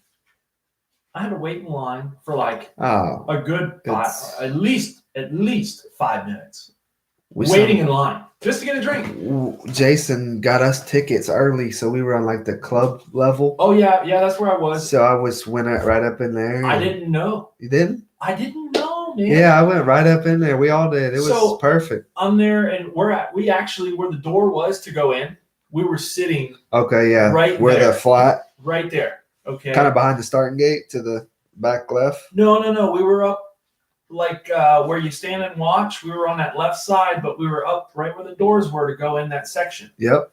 To go in. You didn't go in. No, I did. Didn't think you could. I did, but originally I seen these people going in there. I even seen a couple people get told they couldn't go in. Yeah. So here I am thinking, what's going on in this room? First off. Yeah. What air conditioning, everything. Okay, we got the races. I can see through the doors, you know. Yeah. We got the races on live. I'm like, man, how do I get in there? So my sister was there. She goes, bro, I'm just going to get up. I'm going to go in there. I'm going to see what it's about. And I'm like, she went right in. Good luck with that, is what I said. She went right in. The whole time we're sitting in the section for the. When did you figure this out? Mains? Yeah, for me. For me. It took me until at least the LCQs, I would say, before I figured it out. And you know what? It was beautiful in there. They had huge TVs, Yeah. ice cold AC. Oh, you buy a cup of pop, Oh yeah, free refills the whole time. all night. The whole time. They never deny you. No. And how nice is that? Too bad they didn't do that with Bud Light. Oh, oh. How about Pabst Blue Ribbon? We get a hold of Ronnie Mack on that. Yeah, we can call him, but I can I ain't a Pabst Blue guy. You don't like it? It's got a funky taste. Yeah. I don't know, man. I'm kind of getting out of the beer thing. Yeah, I hear you. I don't know. I thought about bringing some beer for the show to like help us out a little bit because this is the first one, and we appreciate everybody tuning in. By the way, I know we need to get more people on here. What we got going on over here, man? Anybody out there? Sean's trying to check out the stream here. Let's get a little tilt. I'm gonna let him check it out. Not enough people. We got some people watching though. This is good. What's Freeberg saying? We got Wrong? Freeberg in here. He says we're wrong. I'm not really sure what we're wrong about. Todd, pick up your phone. 863-226. Show Big White, he says. Show Big White. What do you want me to show him? What's he doing? Hey, there's a PlayStation in there, pimping. You can I'm going back through the comments here, guys. Call of Duty in there. Corey Thompson, right here you go. I like this guy. I like this guy because he is second like is the first loser. Second place is the first loser. What does your boy Meatloaf tell you? Hey, they say third place is almost better than second because in second at least you were close. You were close, and you so could've third. got it done. I mean, I think that's the rule on the block. I guess it just depends on where you're coming from. It depends on the race, man. You start in first and you go to second, and you're there for right there, and you lose by 2 seconds. I think you could have found it in you to make a move back and fight for it a little more, maybe. Now if the guy is coming on around you and on a pace that you can't follow, then it's something you're gonna have to deal with later on. So let me ask you this. What's up? Sean Rife. I come in prepared, okay? Because when I do things, I like to do them right? Okay? Hold on one second. I missed something here before I go to that. Kyle, you're awesome. Awesome. Thank you for the great job on the podium. For jumping Jimmy Brown. This little kid, you don't know this kid. Huh. You ought to see jumping Jimmy Brown. This little kid rips, man. Does he? He is on another level. What kind of bike? Or what size? What age? Let's see. He's on a Husky 65 and Cowie 85. Huh. I believe. I've never seen a Husky 65. I ain't seen them. But yeah. With like KTM a little bit? It's the same thing. Yeah. Husqvarna. I don't think I've seen one. Well, I seen a Yamaha today. Yeah. Hey guys, we're live at the Moto Sandbox. Live. Moto Sandbox. Check it out on Instagram, Facebook. Yes, sir. Live right now at the Moto Sandbox, courtesy of Jason Baker from Dream Tracks, looking to have a track built. He is your guy. Check him out online. Get a hold of him. What was I supposed to go back to? What was that? I don't even remember. Now. Oh, I know what it was. What are your thoughts on our Nations team? I got you on that. Okay. But I want to point out something because I got Todd Freeberg. He's listening in. Zach Freeberg's listening in. Let's call him. We can. But I told you. We got 17 people live, bud. We got 16 people. Okay. But here's what I said. I said, Sean, when I do it, I'm going to do it right. I'm not going to do it until I do it right. Okay. And I know we're having some difficulties on the audio side. I apologize for that, guys. We're trying to do what we can to fix it. I made a couple adjustments. I'm not sure if it took care of it or not. Big White, he's working right now. He's looking into it. Apologize for that. But here we go. Back to what I was saying. A 3-hour show. You want to know how many topics that I picked out that we've already gone through? You guys told me there's no way that we would run out prior to the ending of the show. Let me show you something, Sean Rife. And you guys watching home, I know you can see this. This is my stack. I laid out everything that we needed to go over, everything I felt needed to be touched today. We have one subject that we have not touched. What's that? One. Just one. Just one? Just one. That's it. I mean, we need to talk a little more about the Monster Energy Cup. We haven't really gone in depth on that and how we're feeling towards it, okay? Yep. We have a lot of moves going on. We're fixing to hit that, okay? But one thing in my stack of papers, that's all we got left. One thing. One thing. So what do you mean? I got one thing. We don't have enough, or we have too much? My whole thing of bringing this up to you and Todd Freeberg, let me scroll down because I'm sure he's probably he's telling me how he feels, I'm sure. My whole thing is, I want to make sure. Audio is good. Thank you, Brent. I appreciate that. My whole point is that it goes quicker than you think. Yeah. Well, We're an hour and 30 in already. Yeah. I feel like I just started. I Yeah. haven't even finished my pizza from I courtesy of know. Domino's. We might need another couple Domino's pieces Pizza. here. In Claremont. Is that Claremont? Groveland. Groveland. Domino's Pizza in Groveland providing the pizza for the night. Okay. I got one subject we haven't touched. I'm ready to throw it out. You ready? What's going on? And then we're going to hit the Monster Energy Cup. All right. Okay. Yeah. And we'll see where we stand. We might not run this thing 3 hours, guys. We wanted to schedule it 3 hours because we want to make sure that we are bringing you a show that you cannot resist. This show right here is going to be every week. Okay. Unless we got something going on, which I'm sure you guys understand how that goes. But we're going to try and do this every week. We're going to try and have some guests come on. Poi Dog, how you doing? Yeah, I know him. Poi Dog in the house. He videoed me at Poi Dog's here. He is in the house right now. He got a video of me at Florida Tracks and Trails going over to And he does. wadding it up. He does. Oh, he caught you wadding? Uh-huh. No. Hey, got it in Poi Dog. slow-mo. Poi Dog, send me that video. Sean Wright wadding it up. I got to check this out. Wasn't too bad, but it was pretty good. I still want to see it. Well, It's my buddy having a get off. I got to check it out. I got it on my phone. Oh, well, I'm going to watch it. So our last subject that I have here, and then we're going to go to the Monster Energy Cup, our thoughts on that, is the MXGP. MXGP. Something you don't really follow? A little bit? Not by Not a whole name. lot. Not by name. I mean, obviously you got Erlings, Garoli, you got Right. Panda, you got it's a strong subject. There's a lot of heavy hitters. There's a lot over there. A lot. Now, something that we've seen happen is, and I'm looking at the results right now, Antonio Caroli. That's just like his 10th year. Yeah. What has he got? 8 championships? I think he got 9. 9? Is it 9 now? I think so. I'm trying to keep up, man. Here's my thing, though. Something's going on. Is it the age? Is it an injury? What's going on? Check this out. 8-2 on the weekend from the MXGP of Bulgaria at Slavio. I think I said that right. If I said it wrong, let me know, guys.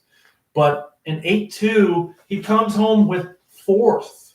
Now, that second moto, I watched this. Good ride. Battle. Good ride. Good ride. But my question is, why the inconsistency? Because I haven't seen inconsistency out of Cairoli since he was on a 250F. You know how long ago that was?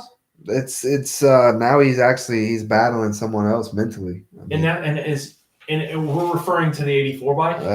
That's do you it. think do you think that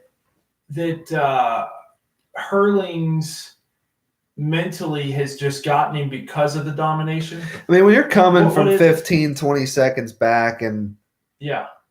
passing people and leaving them by another 10 with 8 minutes to go, Yeah. unless you're coming from a hardship and building, Right. like say Kenny's position, at least he knows where he came from and where he's at now, so he knows where he needs to be. If you're already here and you're You're getting going there. passed by You gotta go there. and they're going here, then mentally you're just like, okay, I'm doing all I can, and this dude's working me, so I'm beat. I mean, Right. but I didn't see the race. I don't know where the 8 come about. Did he crash? Bad start? What? I mean, kind of just varies on that, but it's just up and down. what are our points like on I the season? Don't know that maybe. I believe here, I can pull it up. Give me 1 second, because that's a good point, because I'd like to see where they're sitting at. But I can tell you, Hurlings has been on another level lately, and I know we're going into the designations here. I'm trying to pull up some points. Got some strong teams, I think. Strong teams. What about Strong Muskin? teams. Muskin? Oh, Not on man. the team. I know What he do was we- fired up. Do we bring that up right now? Is that touchy? I mean, I don't They're know. like a mile away. They might show It's up. okay. Is it okay? Gate's locked. Gate is locked. We're good. Don't try and come to the sandbox, guys. We got you locked out. 2 gates. 2 gates. It's like 2 chains, but 2 gates. Oh man. So I don't have the points. I'm sorry, Sean. It's too much for me right now. It's all good, buddy. I'll make sure next time I will be prepared. I tell you, that's a good question though. We're in America though, so we ain't too worried about the other side of the racing. I don't think personally. Yeah, but on the other side of the pond, we got guys like Hurlings, Tim Geiser, Clement DeSalle, Antonio Caroli, Roman Bever. These guys are still racing. If you watch these races, this is what kills me, Sean. They're neck and neck. They're neck and neck. I feel like I'm in the 80s again watching Bob Hurricane Hanna throw elbows. Personally, watching them races, I feel like their bikes are in tune. They don't sack out or nothing. Them boys hit the gas. They are moving. It's crazy. And you know what? And I'm going to say this. I feel like when I watch those guys ride, if you look at the suspension on. That's what I'm saying. You see how it works? And you see how when Hurlings comes into a corner, you mean to tell me, hey, look, here, guys, I've been around a long time. I'm going to tell you, I've been around a long time. For a guy to come in a corner at the rate of speed that Hurlings does, you have got, the suspension has got to be damn near perfect. Oh, it's got to be stiff, but also plush. Like right. It's not blowing through, but it's handling it well. Exactly. It's weird. And you have to know how to set it doesn't like suck into the bumps. Doesn't sack out or anything. It stays on top and just pins it. We got some. Hey guys, remember, we have opinions. Everybody does. I know all of you sitting there watching this show. I know you got opinions. How you doing, Aiden? I got you, bud. Thank you, Corey. We appreciate it. Trying to do the best we're able to do here. First show, we got some bumps in the road, but we will work it out. I give you my word on that, because we are going to keep doing this thing, and we are going to bring excitement that you don't hear, you don't see, and we're going to bring news that you don't hear and you don't see. That's our job. That's what we do. Poi Dog says, "What's going on, Sean?" Oh, not too much. Living the dream, man. This hasn't talked to you day by day. Haven't seen you in a while. Been a couple years since I seen you. I think the last time was at the Florida Tracks and Trails, maybe. We also got Travis Ferry in the house. I got to give some shout outs, because I told people about the show. I'm super, super happy right now that they've showed up to support what we're doing. How do I share it? You'd have to get on your Facebook. We need to get some people on here. I'd love to have some more viewers. If you guys could share it, hey, help us out. We're looking to do this thing week to week here. So here we go. Let's look at some comments. We just talked about the MXGP over at Bulgaria. Some of you watched that, some of you don't. I wanted to touch base for those of you who do and give you my thoughts on Antonio Cairoli, Jeffrey Hurlings, and the storm that is coming to Redbud for the Americans. We are going to be prepared. I'm going to tell you right now, Jeffrey, if you're listening to my show right now, you better be ready, because the Americans are coming out swinging. You are not going to come to Redbud, get on my soil, and own me. It won't happen. I'm telling you right now, you better be prepared. You better get a hold of KTM, and you better be prepared. Zach Freeberg has another question here for us. He's in the comments. He's watching what's going on. I got to bring this up. Sean Rife, you ready for this? Yeah, I'm here. I'm trying to get us. I need your feedback, because this is one where I feel like you're going to chime in very well. I'm going to let you go ahead and speak your mind on this one. What are we talking about? Cooper Webb to KTM. Go. Go. Wide open. Let's hear it. It depends on where he's at, where he's going, what he's doing. If he's coming down, to the Baker factory and doing that whole program, it's obviously proven that it can't be bad. It's just how you take it. What does it do for you mentally, and where do you go with it? Do you grab it and run and really, dive into it, or do you, if you don't believe in it, just like anything, it's not going to work. So, Right. I mean, it's just one of them things. It's either going to bond really well and take his career to that level that he once was at, or I have something big for you. what's that? You keep going. Go ahead. Keep going. So, the whole web thing, I'm kind of anxious to see how the bike plays out for him, though. I mean, I think the KTM is more of a smooth, kind of controlled rider. Good wheel direction. Like throttle control and stuff like that. I think Webb's more of a hammer down. I don't know how the bike will act or react to hammering on it. AC knows. AC would know well. Does he know? I love bringing AC into this, and I know he's probably not listening to us. Probably not. He's finding Stewart. He is. Dude, how about that? Or if he found him, I guess it's. How about that though? Yeah, Stu. it's Stu. Hey, everybody listening, guess what? Stu has been found. He's been found. Give me some comments on this one. I want some people to call in right now, Sean. I want some people to call in and let me know what you think about Stu. Stu has been found. Steve Mathis, Adam Cincerulo, we're out looking for him. He has been found. Sean Rife, are you ready for this? Yep. Are you ready? Todd Freeberg comments and says the following message. How will PC do without Bones next year?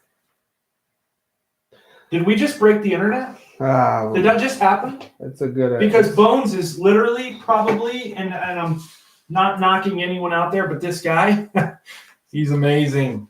Okay? He's amazing. He could possibly be the best in the business. He's like a grandpa in the sport, bro. He's got knowledge. I could almost just go ahead and label him. It's like the Chuck Norris of motocross when it comes to suspension. He just comes out swinging. Backhands, drops you down. Can't let you left down. And right. I mean, he's got rear ends are setting in corners. I'm sure he's been prepping somebody to take a spot. I think I heard a name of who's filling his spot, but I do not know him personally, and I honestly can't remember. But I do know that they had a lot of good to say about him, and it should be still running smoothly. And I'm sure he'll be a phone call away from any problem that if they do come across stuff. But it's just when it comes to dirt bikes, man, it's a bond thing. When you go to PC, Bones is behind your setup, and you're like, dude, this guy's been working here and doing this for years. Like, right. He knows so much and could help a rider and have them learn so much based on what he knows. And it's going to be probably a tough year, but I think they got some good riders on the squad, man. They team up and attack it, and I think they'll all be in good hands personally. Now, here we go once again, and Todd Freeberg, he threw a bone at us here. Okay, we're going to take the bone there, T. Change. There is that the change that I'm referring to? Is that it right there, Rife? Did I hit the nail on the head? Bones is gone. Yep. New guy coming in. Change. Something different. Alex Martin to JGR. Change. Right? Cooper Webb to KTM. Change. Could we see some people excel this year that we have not lately? I believe 2019 is going to be really good for racing. This year, it seemed like they try to do a lot of things outside of the actual track and bringing other people in and safety. And I think that the motocross community is really getting a grasp on how big it is becoming. And I do see change, even bigger change, instead of riders and teams, but for our sport and for, different things that are going to go on in the next few years or, stuff like that, I guess. So as a whole, for all of us, it may be time that it makes a big change in the right direction for everyone. That's right. For the youth, for us, for them, For- from here to there, From here to there. everywhere. Say it one more time, Sean Rife. Where are we going? And From here to honestly, there. the older I get, the more I see a lot of my buddies that quit riding that are getting back into riding. You Right. know, they even have kids. You know, a lot of them have kids, but you know, it's good. It's a good family thing. They buy a bike, they go to the track with their kids, show them, you know, a different way of life, and teach them the same craft that they once grew up learning. I think that is a nice thing about motocross. It's family oriented. You don't have to worry about a lot. You can trust your kid growing up Yeah. around people that ride and Right. not expect the worst. For sure. And you know what? Normally, if you're in, and everybody listening, you tell me if I'm wrong, because we want opinions. Normally, if you're involved with motocross, you stay out of trouble. Typically, I mean, you right? fall into them bad, you know, You but it's could, different trouble. Yeah. It's because you launched the scooter too far and broke the rim on your dad's way around the track, you know, around the pits, or you know, it's different things. Yeah. It's not. Or you're jumping off the bridge at Loretta's and Coons comes up and says, "What are you guys doing, man? Or you guys can't do that." Yeah. You know, like freaks out. But hey, it is what it is. You know. I tell you, in 2006, Yeah. I compound fractured my tib and fib. We go to Loretta's to watch. I had a handicap sticker. I was there. I'm sure you were. Mechanic Zach Freeberg. Yep. I was mechanic. Cowie. Kawasaki number 27 machine. We finished 5th. Yep. 5th that year. I remember seeing you. Yellow backgrounds. We were parked on the corner. Yeah. Your buddy, Brad. Brandon right? and Brad Baker was parked right by the shower. Yep. Bathroom area. Yeah. You remember that? Oh yeah. I was there. I remember Sean Rife. So I'm driving around on the golf cart after hours. I was only allowed to go to the bathroom because you got to be 18 to ride a golf cart there. Yeah. I mean, so a lot of people get away with it, but if they want to be, you know what, they can be. Well, I go get my sticker pulled. Big John, the security guard. I had to go to golf cart court. You don't want Big John. You don't want Big John. No. You don't want Big John. You had to go there. Get you, boy. 7 a.m. Plead your case to get your sticker back. Oh. Why they think you should have it. Why you think you should have it. What you were doing. And sometimes you do too bad, you'd be doing community service at Loretta's. I've seen many people picking up trash. Oh, boy. That's Big John. Big John. You do. I'm going to tell you right now, folks, if you have never been to Loretta's, actually, doesn't he? I think he does. Does he do the videos? I can't remember. I think he does. Doesn't he like do all? He does all, dude. He goes from here to there. He there you go. Once again, folks, I'm gonna tell you, from here to there. That's the name of the show. Don't forget it. Episode 1 here live tonight. We are at the Moto Sandbox. Courtesy Pizza, Domino's dropped it off for us. I'm still trying to figure out how to eat it and do the show. I'll probably have to wait till I'm done. But hey, I'm a fat guy, man. I like to eat. Well, you got enough there to hold you over. That's why they call me Belly Ball and Meatloaf. Okay, so I'm going to go back to some comments here. Engine Ice Dave is in the house. Welcome to the show. Dave, we are very happy to have you here. Toy Dog still in the house. Todd Freeberg. Lance Whitaker stopping by to check it out. James Brown, I got that about 5 times in a row. I'm not sure why we're getting that. Let me know, and if I need to point something out, I will. Remember, guys, we got all kinds of comments. Oh, okay, yeah, no, we need to holler at them, man. That's what they want, interaction with us. They want us to talk. I'm trying to bring it up on my computer so I can read them as well. It's right there. If you go to the then I can chime in. Just go to the live feed. I think you can like pause the live feed and then just watch the comments. That way it helps. I know. I tried to go. It took me to just the podcast part itself. Okay, I see. You guys got to realize we set this up in like an hour. Hey, Sean Rife, how excited are you right now? I'm pretty pumped. At first, I'm like, I don't know about all this, man. It's crazy. But we handled it. Listen, guys, we ran into some technical. We got fresh pizza coming in. Big White is our director. Ain't ate in 3 days. Yeah. Nah. Big White is the director of the show. He is here taking care of everything that we need. If we need it. Big White, you know what? And this is going to sound douchebagish, but is there any way you could help me out and get me a drink? I know I got some ice cold ones. I hate to say that live on the air, but I could really use a drink, Bob. Can you help us out? Our director, Big White. I got a whole cooler full. Oh, perfect. I got waters. I got how do you say it? LaCroix. LaCroix. What's water. that? I got regular water. I got vanilla Coke. Yeah. Yeah. Let me get one. Hey, grab us one of those big white. I think there's 2 or 3. I'll take one. I know I'm a trainer, and I'm Yes, not, sir. Listen, I live Hey, by and why- example best why, I can, but guess what, guys? I'm eating pizza tonight, courtesy of Domino's. Something we got to do. Something we have to do. All of you, and this is important. Okay, we talked about this. We want to do this. This is for our community. We are in Florida.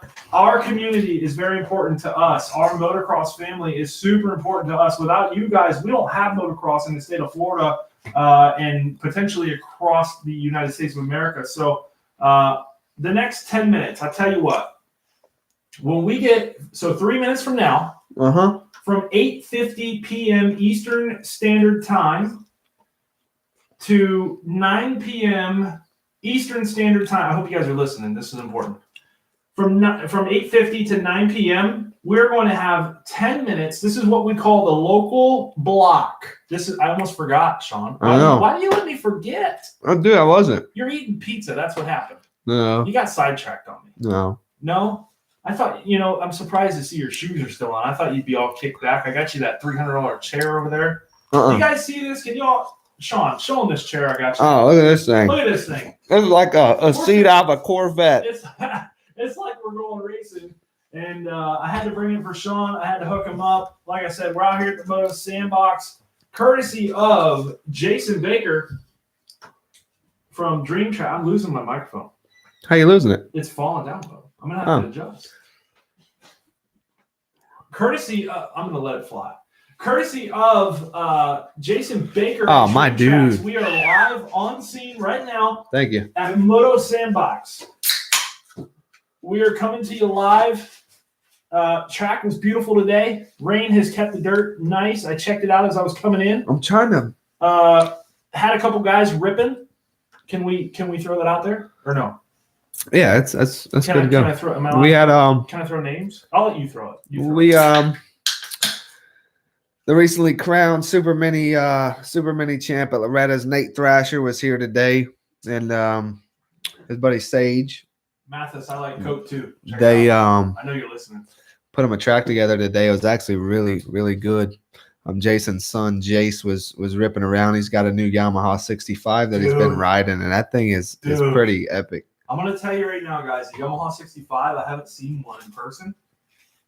I seen one today, and that thing is just a ripper. Or as Dakotas would say, it's a ripper. A ripper. It's a ripper. So check out those Yamahas. It's like them old lottery tickets. It's a ripper. It's a ripper. You ever seen them? You gotta say this. Yeah, but you gotta be like Marshall and you gotta be like Dakotas. You gotta get it right, but it's a ripper. I gotta be like me. You gotta be like Sean Ryan. Guys, check out Riffy Records on Instagram. Stop by. Sean throws together some pretty cool stuff. If you're ever looking to have something done for yourself, feel free to reach out to Sean. He's always looking for some new things to work on. Right, Sean? Yes, sir. Always. Yeah. And we are an hour and 53 minutes in to episode 1. A couple hours ago, we were nervous. But as Malcolm Stewart would tell me, if you're not nervous, why are you here? You're not prepared. You don't think you're going to do good? Because if you think you're going to do good, you're obviously going to be nervous. Yeah. I think it's more of an anxious thing. I found stew. I found beef stew. Okay, so let's check out some other comments here. Guys, it's 8:50. 863-226-1969. Local block. I totally got off subject. Here we go. We're going back to it. 863-226-1969. Give us a call. We want to hear from you. This is called the local block. I don't care if you're in Claremont and you own a skateboard shop. I don't care if you're in Miami and you have a motorcycle dealership and you got some deals going on and you want people to know about it. Pick up your phone right now. If you got a towing company, Engine Ice, if you want to call us, if you got a deal going on, if you want to throw a deal out to our listeners or whoever you are in our local community, this is your 10-minute block to pick up the phone. Give us a call, guys. We're giving this block to you for the next 10 minutes. We are going to focus on nothing but the local community. It's something that we feel needs to be done. We have not seen it, and we're willing to help out, everyone that's involved. How else do I say it? I mean, we want to help. We want to help. We want to get stuff going for people, man. There's a lot of hole in the wall companies that aren't even planned to make it really huge and get all this money, but they just want to give back themselves, and they just want to survive and do something they love to do. There's so many people out there that start little clothing brands or start little brands because they love they're inspired by it. That's right. They just want to give back as well and feel good that somebody else wants to buy their product or that they like to rep it and stuff like that. So now is your time. Yeah, now is your time. You're down to 8 minutes. Can you tighten that right there? Thank you, Big White. We got technical difficulties. We're working on it. No, the bottom one. Yeah, there you go. Technical difficulties. We're working on it. We got the director. He's hard at work right now. Got his glasses on. You know what? Hey, Sean. What? Have you ever seen a set of glasses? Is it working? No? Okay. There it goes. No, it's going a little bit. Okay. Are we good? Okay. Uh-huh. Have you ever seen a set of eyeglasses that when you walk outside, they change? They go to dark? So he told me, my brother, okay, Big White, and some of you guys know him, some of you don't. He tells me, he goes, man, I don't need sunglasses no more. I said, well, what do you mean? It's bright outside. He says, oh, man, you're not going to believe it, but right, okay. He says, you're not going to believe it, but my glasses that I wear to read and see, just plain general, right? They turn dark when I get into the sun. And guess what happened when we got out of the van, Sean, right here at the Moto Terminator. Sandbox? At the Moto Sandbox, by the way. We get out and the lenses, the for the glasses, they turn almost black. My little brother has dark. glasses, and they do the same thing. It's pretty epic, man. The stuff that they come out with nowadays is just mind blowing. I have never seen that. Where was that when I was a kid? Couldn't see it. Well, I guess I didn't need glasses. Didn't need them. I didn't need them either. But my thing is my favorite ones are those ones after you go to the eye doctor and you have some tests ran and stuff, and they give you them big black ones. They just my grandpa had look like them old Harley goggles. Yeah, my grandpa, he had those. What do they call that? Cataracts or something? Where they go in there and they like do laser and stuff, man, all that cool stuff, And then he had these big old black glasses on, man. This guy comes around the corner. I'm like, whoa, man, where you been? Where'd you get those cool glasses at? I've never seen that before. And come to find out, that's what it was, man. They come from the doctor. It's kind of like coming from the water, but he come from the doctor. You ever heard that song? I come from the water. I ain't heard that one. You ain't never heard that one? You're a music guy. What about Pierce? Sometimes I just don't hear them. What about Pierce the Veil? Pierce the Veil? Ever heard of them? Uh-uh. You got to check them out. What they sing? So I'm going to bring up another subject here, courtesy of Zach Freeberg. He's tuned in live. We're going to bring it up. RJ Hampshire.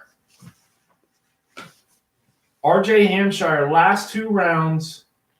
Put it together. I got something for you, Sean Rife. What's that? And I thought I actually really pinpointed it, but I believe I've been told I was a little off, but I'm still kind of accurate. Excuse me. So Budds Creek, first win for RJ Hampshire, right? Mm-hmm. What national did his dad, Ricky Hampshire, qualify for? There, from how I understand it, there was 2. Okay. I originally thought there was only 1, and I'm sorry, Ricky. I know there's 2, not 1. But what was the 1? It was Budds Creek. What was the other one? Don't even remember because the conversation went immediately back to Budds Creek. It was just being honest. It was a good one then. So, it's one of those things to where, he's around good people, and he's just he's getting it done. Yeah, he's always been Plus, I think really he was fast, hurt. man. He was hurt, he too, though. yeah, he's been hurt a lot, He's been hurt, you know. and he's always had speed and showed a lot of speed, and I mean even in Supercross, hell, Here we he got a bunch of hole shots. Oh yeah. He led Oh, he quite killed a it. few laps, you know. And you know, he went to work on his starts. I hate to throw this out there, but I had mentioned something about starts to someone or about RJ, and I said, "Are we working starts?" Next thing you know, I get a video. He's working starts. Next thing you know, we're up front. Not me and him, but I'm just saying that's just how I talk. For you guys that know me, that's just how I talk. RJ, next thing you know, he's up front. I mean, the start is especially in that 250 class, Oh, dude. man. If you can get off the box Yeah. in the top 4 or 5, I mean, you want to be top 2, top 3. You know, Right. you want the start, but top 5, you're in a good spot. How about this? I got a shout out. He's got a baby sleeping next to him, but we're going to throw this out there for him. We have a 10-minute block we call the local block. Here comes a call in right now. We got a call coming in live. Let me throw my headset on.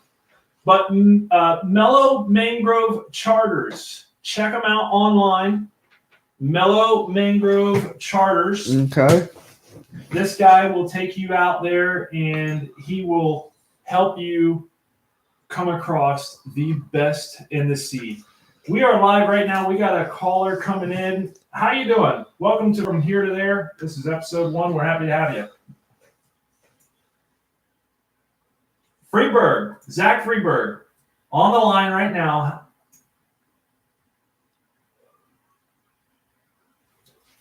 You hearing this? No?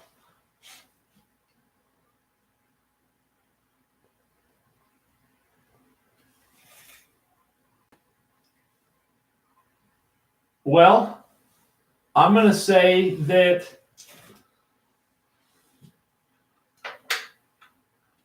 okay. I wasn't expecting this out of you, Freeberg, but I'm going to go with you on this one, okay? Have you heard it now, Rife? Have you gotten caught up? No? I You can't didn't hear the any of question? it. Huh. The question is, Kyle Williamson being Meatloaf, Yeah.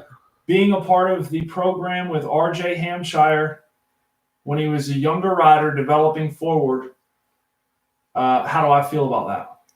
And how did that work? Well, let me tell you a little story about RJ Hampshire. RJ's always been a great kid. He had some tough times. He had some injuries. I've known RJ since he was born. And RJ, I think you're even in here. If I say something wrong, just let me know. But I'm going to go the best I can. There was a certain time where I noticed that RJ, he was missing something. And I really felt like there was something that I could bring to the table for him. So I reached out to his dad. And this was pretty much when it was the bottom of the barrel, Sean. Oh yeah. There wasn't much left. Freeberg, I know you know. And I said, hey, I want to help him. I can help him. I've been there. I've been in that predicament. I know what it's like to struggle. I want to help him come out of the hole. And I want to see him do good. Now, this is back before Timmy, okay? This is me reaching out on a limb. Don't know what the response would be, but I was like, you know what? I want to help this guy. I've known him forever, and I can do it. So I gave him a program. I showed up. I worked him out. I took him to the baseball fields. You name it, and we were doing it. I introduced him to what I like to call work. Okay? The Moto Institute, folks, check it out. If you're looking for any type of lessons, I'd love to talk to you. We're referencing RJ Hampshire. He was a part of the Moto Institute. Okay? I helped him the best I was able to. I feel like I was able to do a good job. I feel like I got him in the right direction.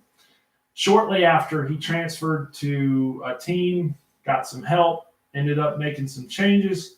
I still feel like I wish I was involved currently with the program. I mean, in Freeberg, you know how I feel about this subject. I just feel like I could still help at this time. But I helped him. I mean, I guess that's what we're.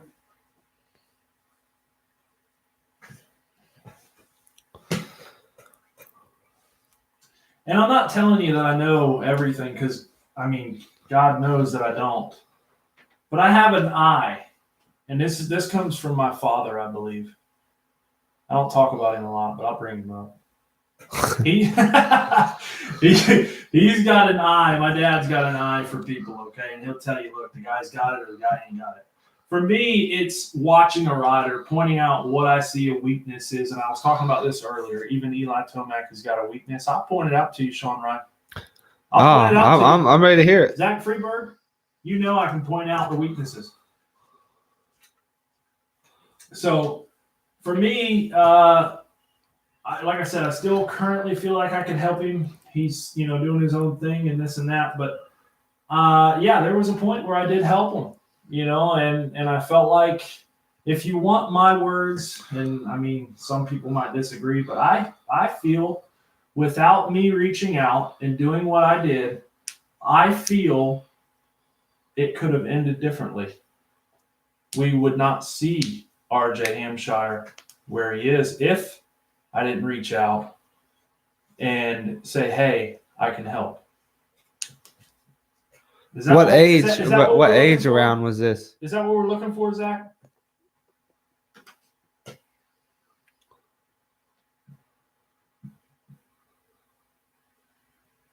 I do feel like I helped. I feel like I can still help. And that's my opinion.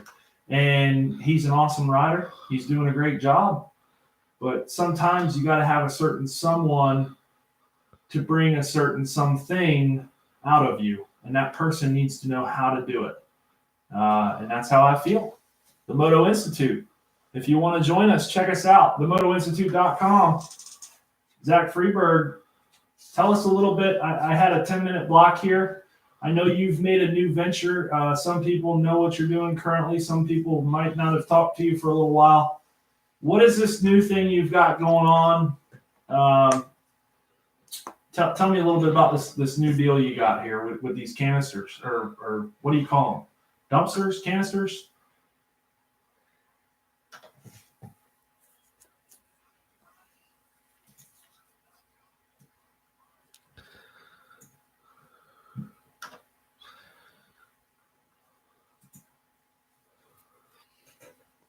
Awesome. And once again, you're helping the community, Zach.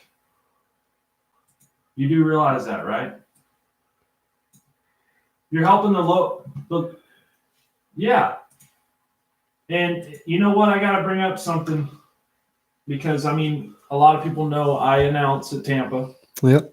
This weekend we had round 4, and I'm going to tell you, the racetrack was phenomenal. I haven't been there since the Pro Open.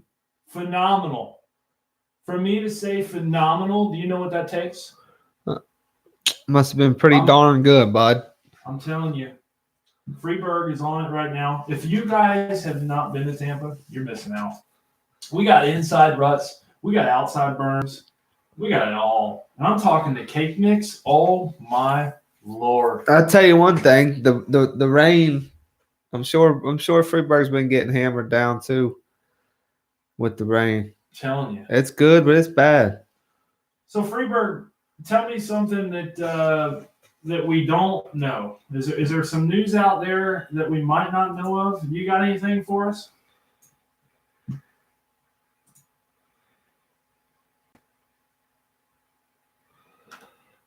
I might have lost him. I lost him. You still there, Freeberg? No, here you go. I lost him. All right. So thank you for calling in, Zach. I appreciate that. That was something that kind of caught me off guard, but it was a good subject there. RJ Hampshire. Let's go back through. I want to make sure I touch base with all of these people who are watching us. Moto deals for all riders. That's right. Mellow Mangrove Charters. Check them out. There's deals for all people who ride dirt bikes, motorcycles in general. Let's see here.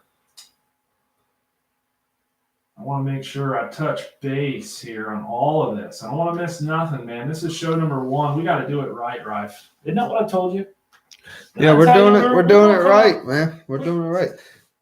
We're gonna come out. Let's check and see what's going on over there. You're gonna come out swinging, Rife.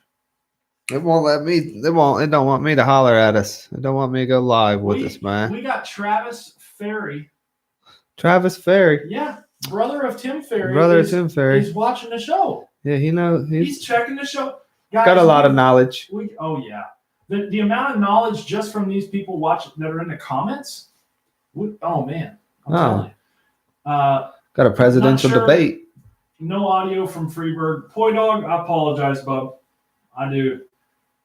We have had an issue tonight with our audio feed, which that comes in, and we just kind of struggling a little bit. We're going to work on that this week when we sit down and go over things, and we're going to make sure next week we got that a little bit more fine-tuned. So just now catching up on these comments here. RJ Hampshire throwing out there, let me see where that comment was. I want to make sure I read this the right way. RJ Hampshire says, Freeberg was coaching me at Croom. What are your thoughts? Freeberg knows what he's talking about. Freeberg could give you some information. Yeah, he can. He's tight with a lot of people. Yeah, and it's once again, he's someone. You ever watch him? You ever watch him on the side of the racetrack? You ever just stood there and checked him out for a minute, and watch what he does? He reminds me of me. Does he? Well, yeah, because I'm the type of guy, when you look at me, okay, maybe not when I'm announcing, but if I just come out there to watch the races, I am eyeballs like glued on the action. Oh, I'm a hawk. I'm looking for the technique. I'm looking for the things being done wrong so I can walk up to the riders, try and help them. That's Zach Freeberg all day. Uh-huh. That's Zach Freeberg. Zach Freeberg will be out on the dozer, and he'll be looking over trying to see, is this guy got his program right on the starting line? And he's working on the dozer. Yeah. And he wants to make sure his guys that race at his racetrack are they need ready help. to roll. Yeah, he's got them. He's aware. If he can't help you, he'll send you to the Moto Institute because he's very aware of his surroundings. Yeah. He's clear focused. He's clear, straight guy. He's straightforward, well driven guy. He's hardcore. He gives back. Hardcore. Aiden, we have a little bit of news on the 75 machine. I don't know. I probably shouldn't say that. I'm going to leave it out. 75. Maybe next week. Yeah. Evan Ferry. I don't know much about him. I'm going to wait before I go into that. I'm going to say come back next week, Aiden, and I might have a little something for you about the 75 bike that you may not know. And that goes for everybody that's tuned in right now. 2 hours and 12 minutes in. Yeah, we're rolling, bud. We're rolling. We have yet to touch base on the Monster Energy Cup. I think we need to go that route. What do you think? I'm down. I'm here. So, Monster Energy Cup, and like I said, Aiden, thank you, Aiden. But anyways, when will you airing? I believe your question is, when will we be doing the show, Poi Dog? And if that's the question, we will be every Friday, 7. We're going to say 7 to 9. I think that's a safer number. Episode 1, we're running 3 hours. Well, trying to run 3 hours. We might have. I tell you, they've stuck it out here with us now. They stuck it out with us, Sean Rife. I told you we would have some like a hitchhiker. Yeah, you stuck it out there. You stick it out there. You hop on, and listen. When you're on the bandwagon, baby, you're rolling. You're rolling like a choo choo. Start from here and go to there. We're gonna start here. We're gonna go there every Friday, Poi Dog. Right here, live on Facebook. We're live on YouTube. We're also live through an audio feed on Mixlr, but we have had some difficulties there. We will be working on that. So here we go. Sean Rife, this is our final subject. Everybody tuning in, be prepared for the closing of the show. This is the closing. Monster Energy Cup, just around the corner. Lots of changes going on. Cooper Webb to KTM, Alex Martin to JGR Suzuki, and Joey Savacci, more importantly here, is, in my mind, the biggest surprise. I'm going to step away for a minute. I want to talk about one other thing. Okay. We're going to come back, though. To the. We got to talk about I think, personally, Plessinger Should have raced the 450 at Ironman. 450 at Ironman from Plessinger. He done won the championship. Should have went. He just stepped it up. Just because. You know I what? mean, I know he went 1-1, and that's a heck of a way to go out and all that. But you know what I was hearing about that, Rife? what? I heard talk.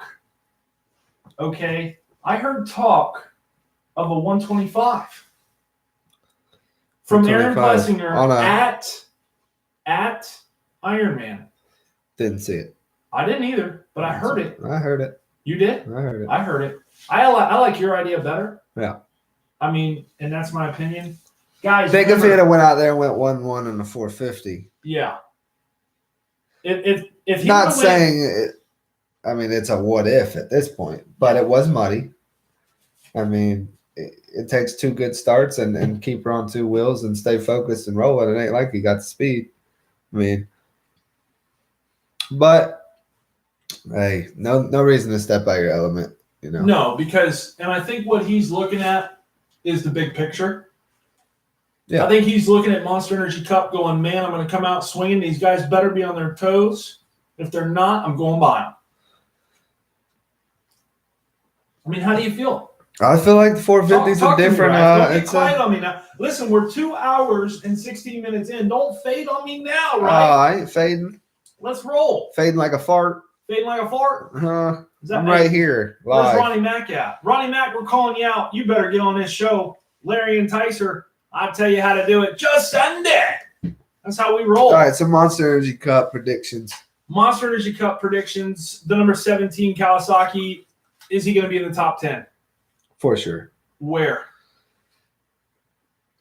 Say about 5th, 6th. We're putting him in 5th? Let's put him in 5th. 5th I'll go place. with you. You I want to go put him 5th? 4th. I put him or Plessinger, 4th, 5th. 4th, 5th? So, all right, let's I go. mean, you got Tomac, you got Let's go Barsha, Plessinger. Muskin. Let's go Plessinger. Where are you putting him? Because we got, all right, we're going to put They'll be battling. the 17 in 5th. Where do we put? Say the 23 and the 17 will be battling from 4th to 6th. Okay. With maybe Cooper Webb in the mix there because he's going to be fresh on a new bike and have some spunk behind him as well. Now, let me ask you this. Roger Coster in the corner of Cooper Webb. What in the world? Could you imagine Man, what could become? one thing I kind of frustrated about, not really frustrated, but Webb on a 250 was, I mean, couldn't beat him. You couldn't beat him. From 30th to 1st to, didn't matter. he was a dog out there. Right. Since he's moved to the 450, it's been a and whirlwind. Up and down. Without gnarly signs of that. You know what I mean? Yeah. It's different if you're up and down, but you showed a lot of signs of raw speed and just stunting on them, I guess. Right. I haven't seen that much.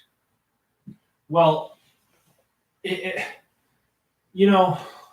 don't like knocking people, but I feel like Cooper, I never seen him as a 450 guy. I'm not knocking him. I think you should ride the 250 in the 450 class. Did they let you? I doubt it. I don't even think they let you do that. That did it. They let you do that. Yeah, but Oh, yeah. do they? Oh, yeah. Well, there you go. Hey. Make the phone call. Ooh. Ooh. They'd be PTM might not really do that. trying to make a statement. Then he's trying to make a statement, and it'd be a big one. Uh-huh. But I Well, don't the see kids- that. That ain't happening. But the KTM bikes are so good. Mm-hmm. Oh, my Lord. That 450 is good. But the Yamaha, I got one, and I'm gonna tell you right now, the Yamaha 450. But it's also beast. like a tank.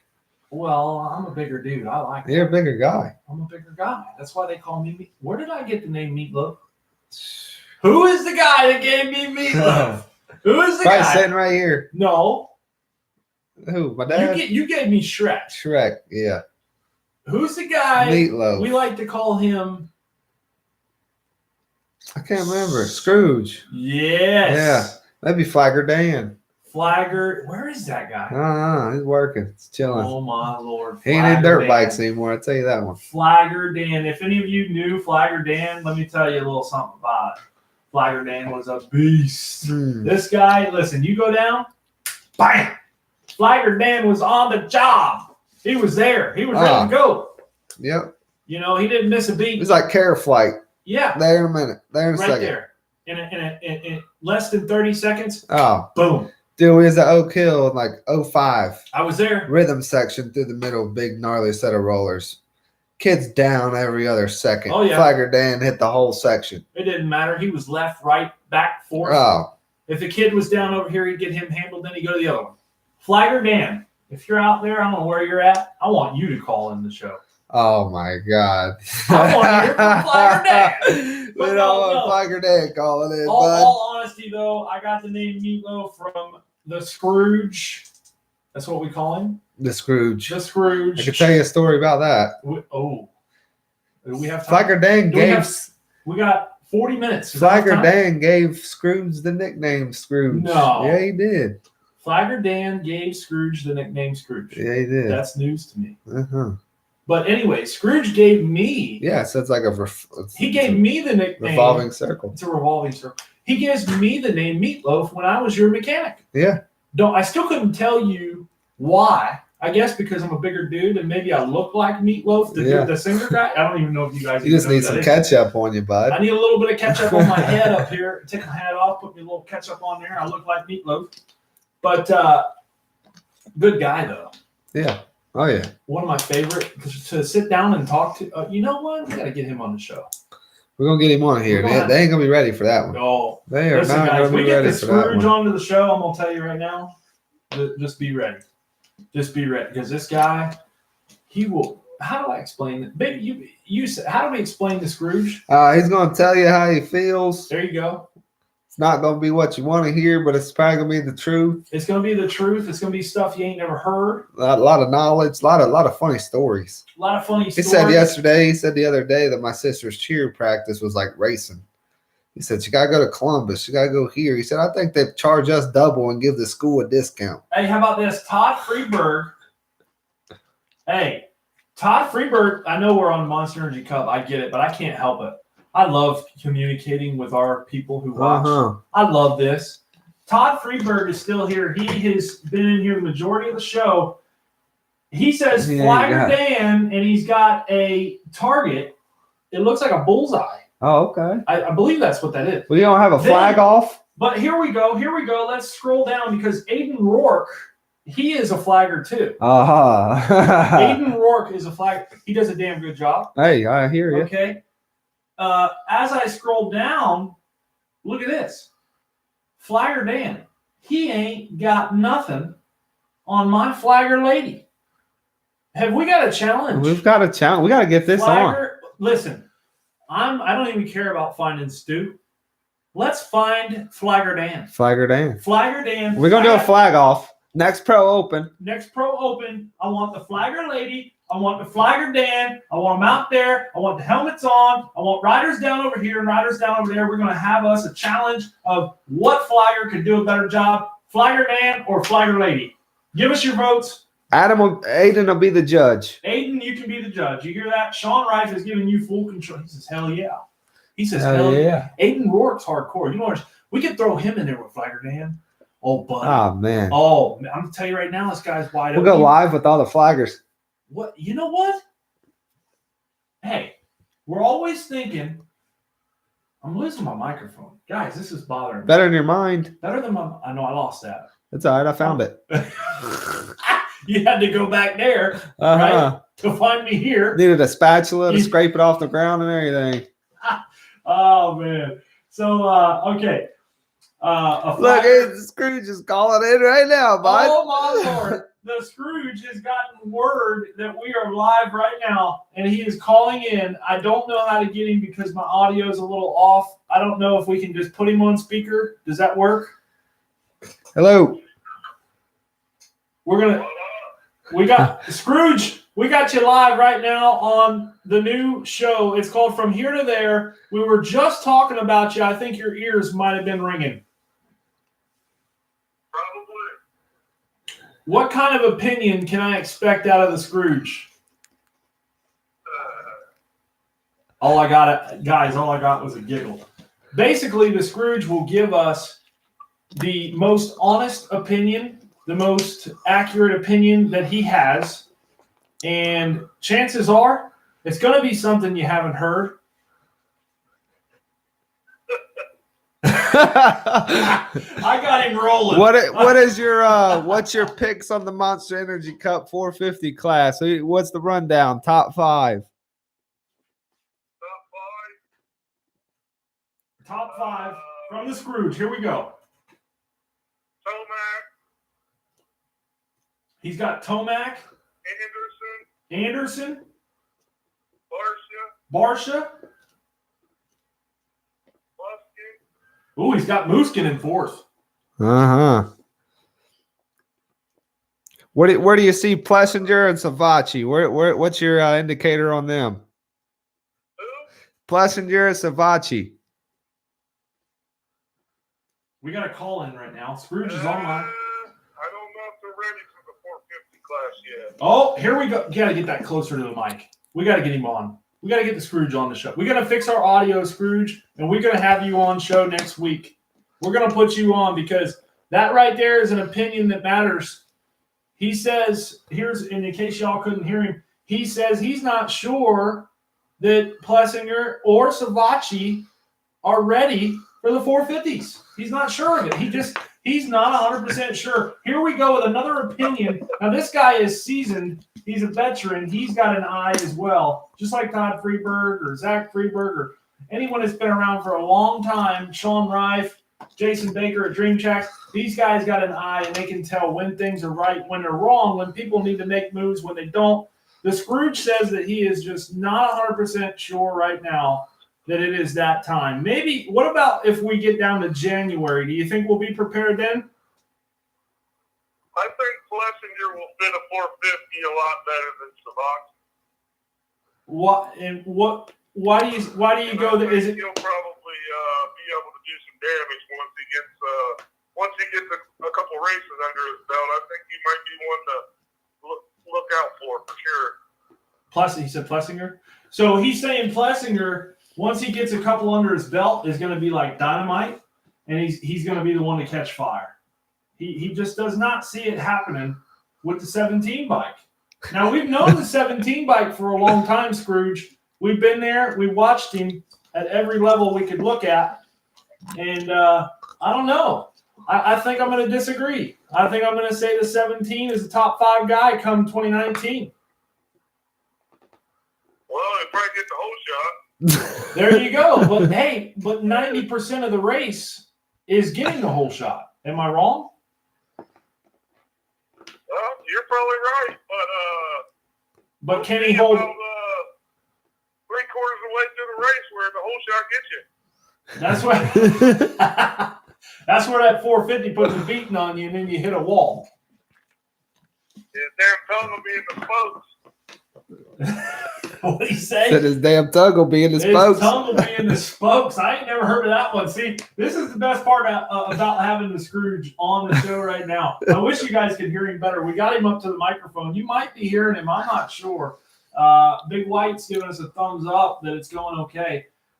So the Scrooge giving us a full opinion right now. He feels like Savachi could turn it on, maybe, possibly, but he feels like Plessinger's the bigger guy. He's going to come out swinging twice as hard as Savachi, and he's going to make it happen twice as fast as Savachi. That's my opinion. That's the Scrooge's opinion, folks. If you have a different opinion, go ahead and comment right now. Let's get this conversation rolling. We're full board Monster Energy Cup talk right here live at the Moto Sandbox, courtesy of Jason Baker from Dream Tracks. Episode number 1, from here to there. We started here. We're going there. Everything in between. We're never going to leave it out. If we have information, we're going to give it to you. That's what we're all about. 17. Here, I got another. He said it sounds good. Well, thank you. So here you go. I'll call you later. 17 ain't got it. 17 ain't got it. Now that comes from our buddy over at Mellow Mangrove Charters, Mr. Sean Daughtry. He's here. He's still watching. These guys are diehard, man. I'm telling you right now, Listen, we've had some people from the start of the show. They're still here right now. And if I tell you what, Sean Rife, if that don't tell you that we can entertain some people, then what will? So I tell you, we're fresh into this thing, man. It's only gonna get better from here. We're gonna have better stuff to talk about, better audio, different things to be able to get people involved, and we're just gonna keep putting this thing out there. And I think the good thing about this show is it's just not strictly moto. If you like ball sports, hey, we got a golf club for you. That's right. I mean, we talk about Tiger Woods, and we can talk about Wayne Gretzky. We can talk about the college football coming up. I know Saturday man. We got a bunch of big games showing. We got Herb Meyer out for 3 games at OSU. Ooh. We got a lot of things to say, and we're not. Although dirt bikes are our passion and our inspiration to everyday life, and we try to do everything around that. We're still humans, man. We enjoy other things. We golf in the water, going in the water, wakeboarding, doing odds and ends things that make you happy. And and for our listeners, we want you to know that now. And why? Because this is the first episode. And we want you to know what we're all about. You guys have hung out this long. We're going to tell you right now what we are all about. We are about talking, having good conversation, and it don't matter what it is, Rife. It don't matter. It don't matter because guess what? Everybody's got an opinion for everything, right? I got an opinion on football. I got an opinion on baseball. I got an opinion on going out there with Mellow Mangrove Charters and going into that water. I'm going to tell you right now. Who runs out there? Hold on, though. I struggle, Rife. Have you been out there? Have you been out in the water and done deep sea fishing? I haven't. I struggle. Did you? I do. How far did you go out? Sean, how far out do you take your guys and ladies? How far out do you take them? And that's right, Aiden. That's right, brother. We keep it real. That's the most important thing. When you come on to this show, you're going to hear the realest talk that you will get. That is our main thing right here. Let's see if he answered us back. Marissa Hampshire joins in 2 hours and 32 minutes into episode number 1 from here to there. I can't believe it, Sean Rife. 3 years in the making. 3 years in the making. 3 years. Feels like it's yesterday we were talking about this. 3 years. He says, I got you. 3 to 15 miles. Oh, that's not real far. I might be able to handle that there now. What's going on? Old Sean over at Mellow Mangrove. He told me he goes 3 to 15 miles and he'll still get you the best catch you ever had. That's what I'm talking about. That's what I'm talking about. We need to Where are we going? Where are we at here? Where are we doing? When are we going? If that's what we got on the table. Don't forget about Big White now. He's our director over here. Anything that happens with Meatloaf or with Rife over here. Hello. Big White comes with us. About to hit him with it. Diving down for some grouper. Now that's what I'm talking about. I've never done that. I tell you. Only thing is, man. We got any gamers on here? Oh boy, now we got 30 minutes to go. We're fixing this right here is going to prove to you guys that we can talk about anything. That's what this is about. Going from here to there, okay? Now we're going to throw something else in there. We touch base. Well, wait a minute. I didn't pick my picks.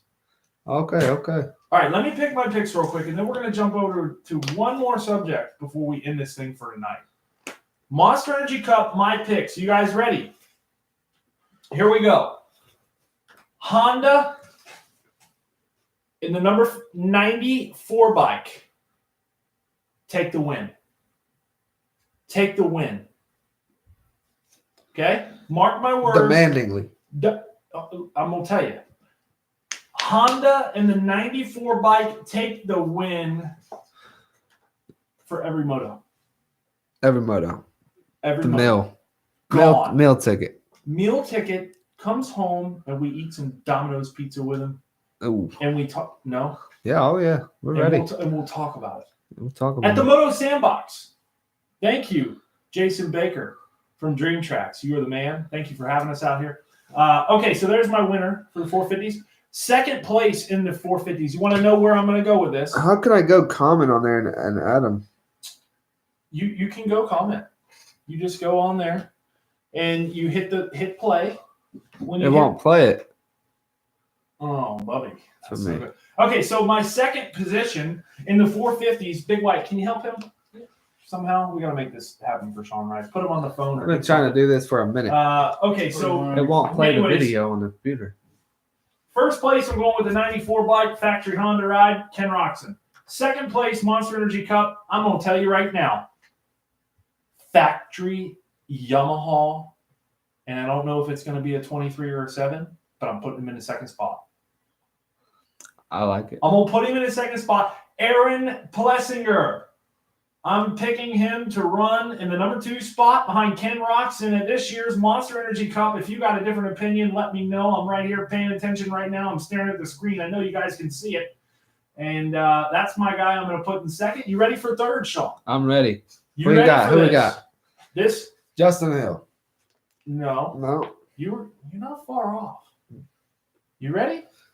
I'm going to throw him out there. You ready? Yep. Cooper Webb. Okay.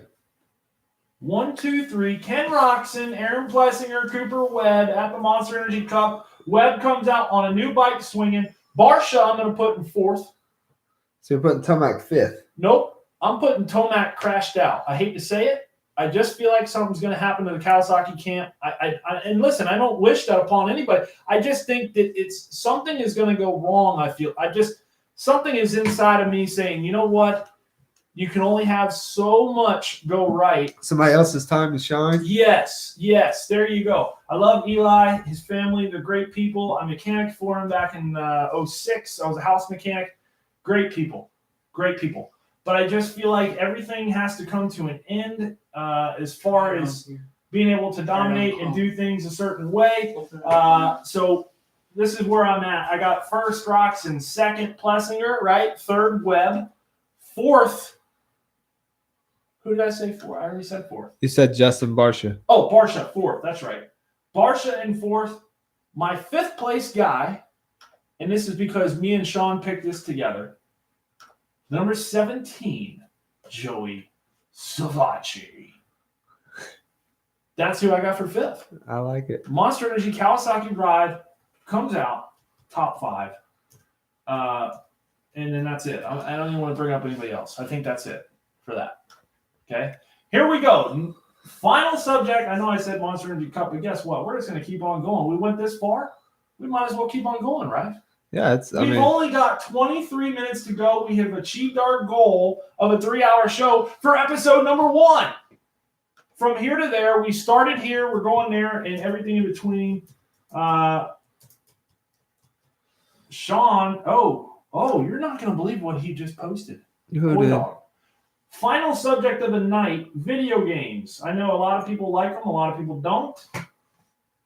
Poi Dog's in the video games. Poi Dog, he's got NBA gaming. Well, you got the video here. Here we go, right here. I'm going to watch it, and I'm going to come back to gaming. I want to watch the video of Sean Rife. Oh, he's through the left-hander. He's down. Oh, boy. We had to do a visor check. Oh, he comes up. Oh, I'm good. Poi Dog, he got it on camera. Oh, Sean Rife, high sides up and over the berm. I haven't seen that happen to you before, Sean.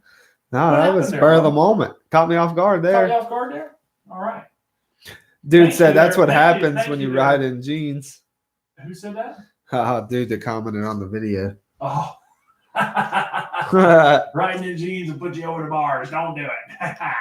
Okay. So final subject here, and then we're going to shut this thing down for the night. We're at 9:35. Man, I tell you what, full of energy. I don't know if I can shut it down. I love it. I'm having fun. What about you, Ryan? I'm still trying to get You're there. getting quiet on me. You're still trying to get there. All right, final subject, gaming. Coming out right now, we've got MXGP Pro for the motocross racers out there, and even the fans. Maybe you don't even race, but you just love to play video games, and you want to have dirt bike game to play. And MXGP Pro is where it's at. Big White in the house right now. Big White has got multiple #1 times in the world on Xbox 360 taking challenges. XI326IX. That is the name on Xbox that you need to add. We have a challenge going on. What are we going to give away for this, Sean? If you beat if you happen to get in a room and you beat Big White, and this is a tall order, I'm going to tell every one of you right now, you better make sure you can rip. If you beat Big White, what are we going to give him, Sean? Let's give him something. What can we give him? How about a Bulletproof Threads hat? That works for me.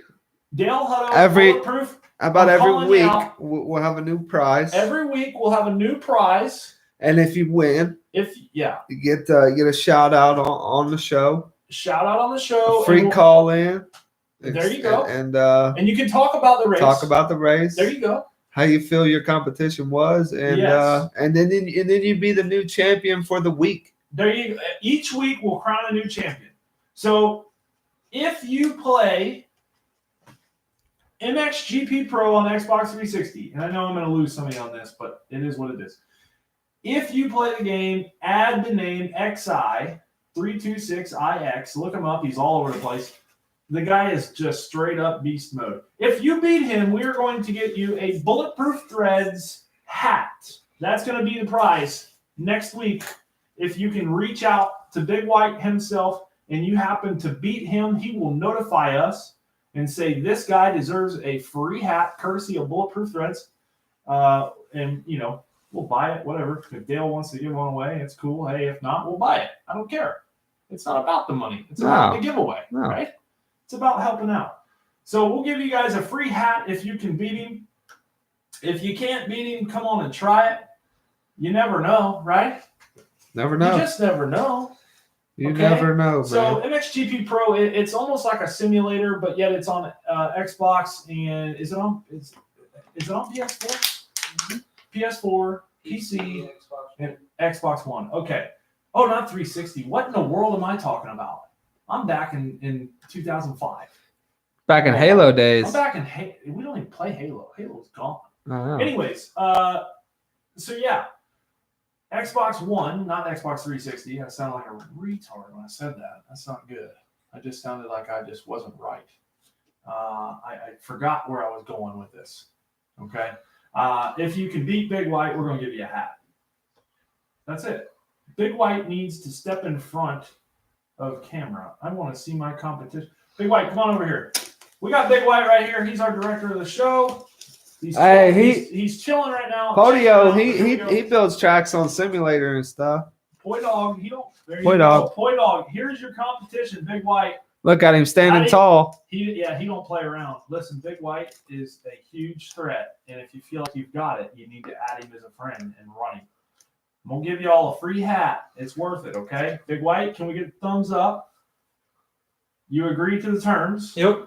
Thumbs up on that. If you agree to terms, give us a thumbs up. There you go, guys. Big White is in. If you can beat Big White, we're going to give you a free hat next week.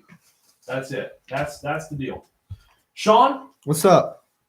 2 hours and 42 minutes in. I know I keep bringing this up, but, man, I'm stoked. I'm pumped, man. I'm pumped. Seems like we should be here. Yeah, of course. Yeah. You know why? You know why we should be here? Because that's where we are. Because we're going from here. Hey, bro, you are not going to believe who I seen yesterday. What? Who? What? Everybody I looked at. Sean got me on that one. I wasn't paying attention. He got me. But no, the whole point is we're here, right? We're going there. Yeah. That's it. That's what this is all all it's about. So, yeah, guys, we appreciate you all coming in here. And, yeah, no problem, Poi Dog. We're trying to do the best that we can, man. We're still new to it. And, we're just going to get better and better as we go. We want to say thank you to everybody for tuning in. Special thanks to Jason Baker at Dream Tracks for having us out at the Moto Sandbox to do episode number 1. And we look forward to doing this on a weekly basis. Right? Yes, sir. If we're not going to do the show, guys, we'll make sure we let you know. But we plan to do this every single week. Don't forget about our local block that we do. We're going to have 10 minutes every single episode.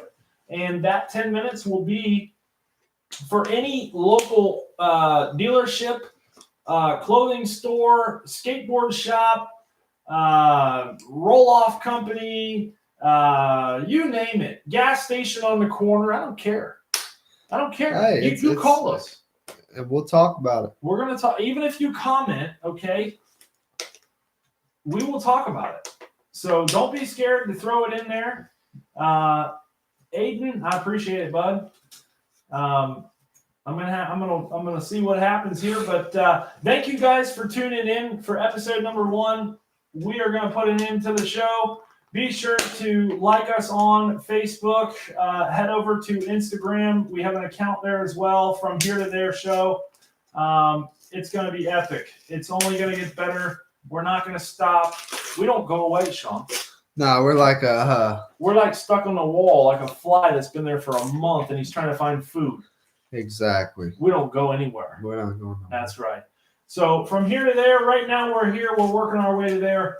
We hope you guys join us along the journey and enjoy the show. Thank you so much. We're out of here. We'll see you guys next week. Sean? Peace. Follow at Riffy Records with the Z. Riffy Records. Random 7 o'clock drops come out. 7 o'clock drops from Riffy Records. Check him out on Instagram. Guys, we're out. We'll see you. Later.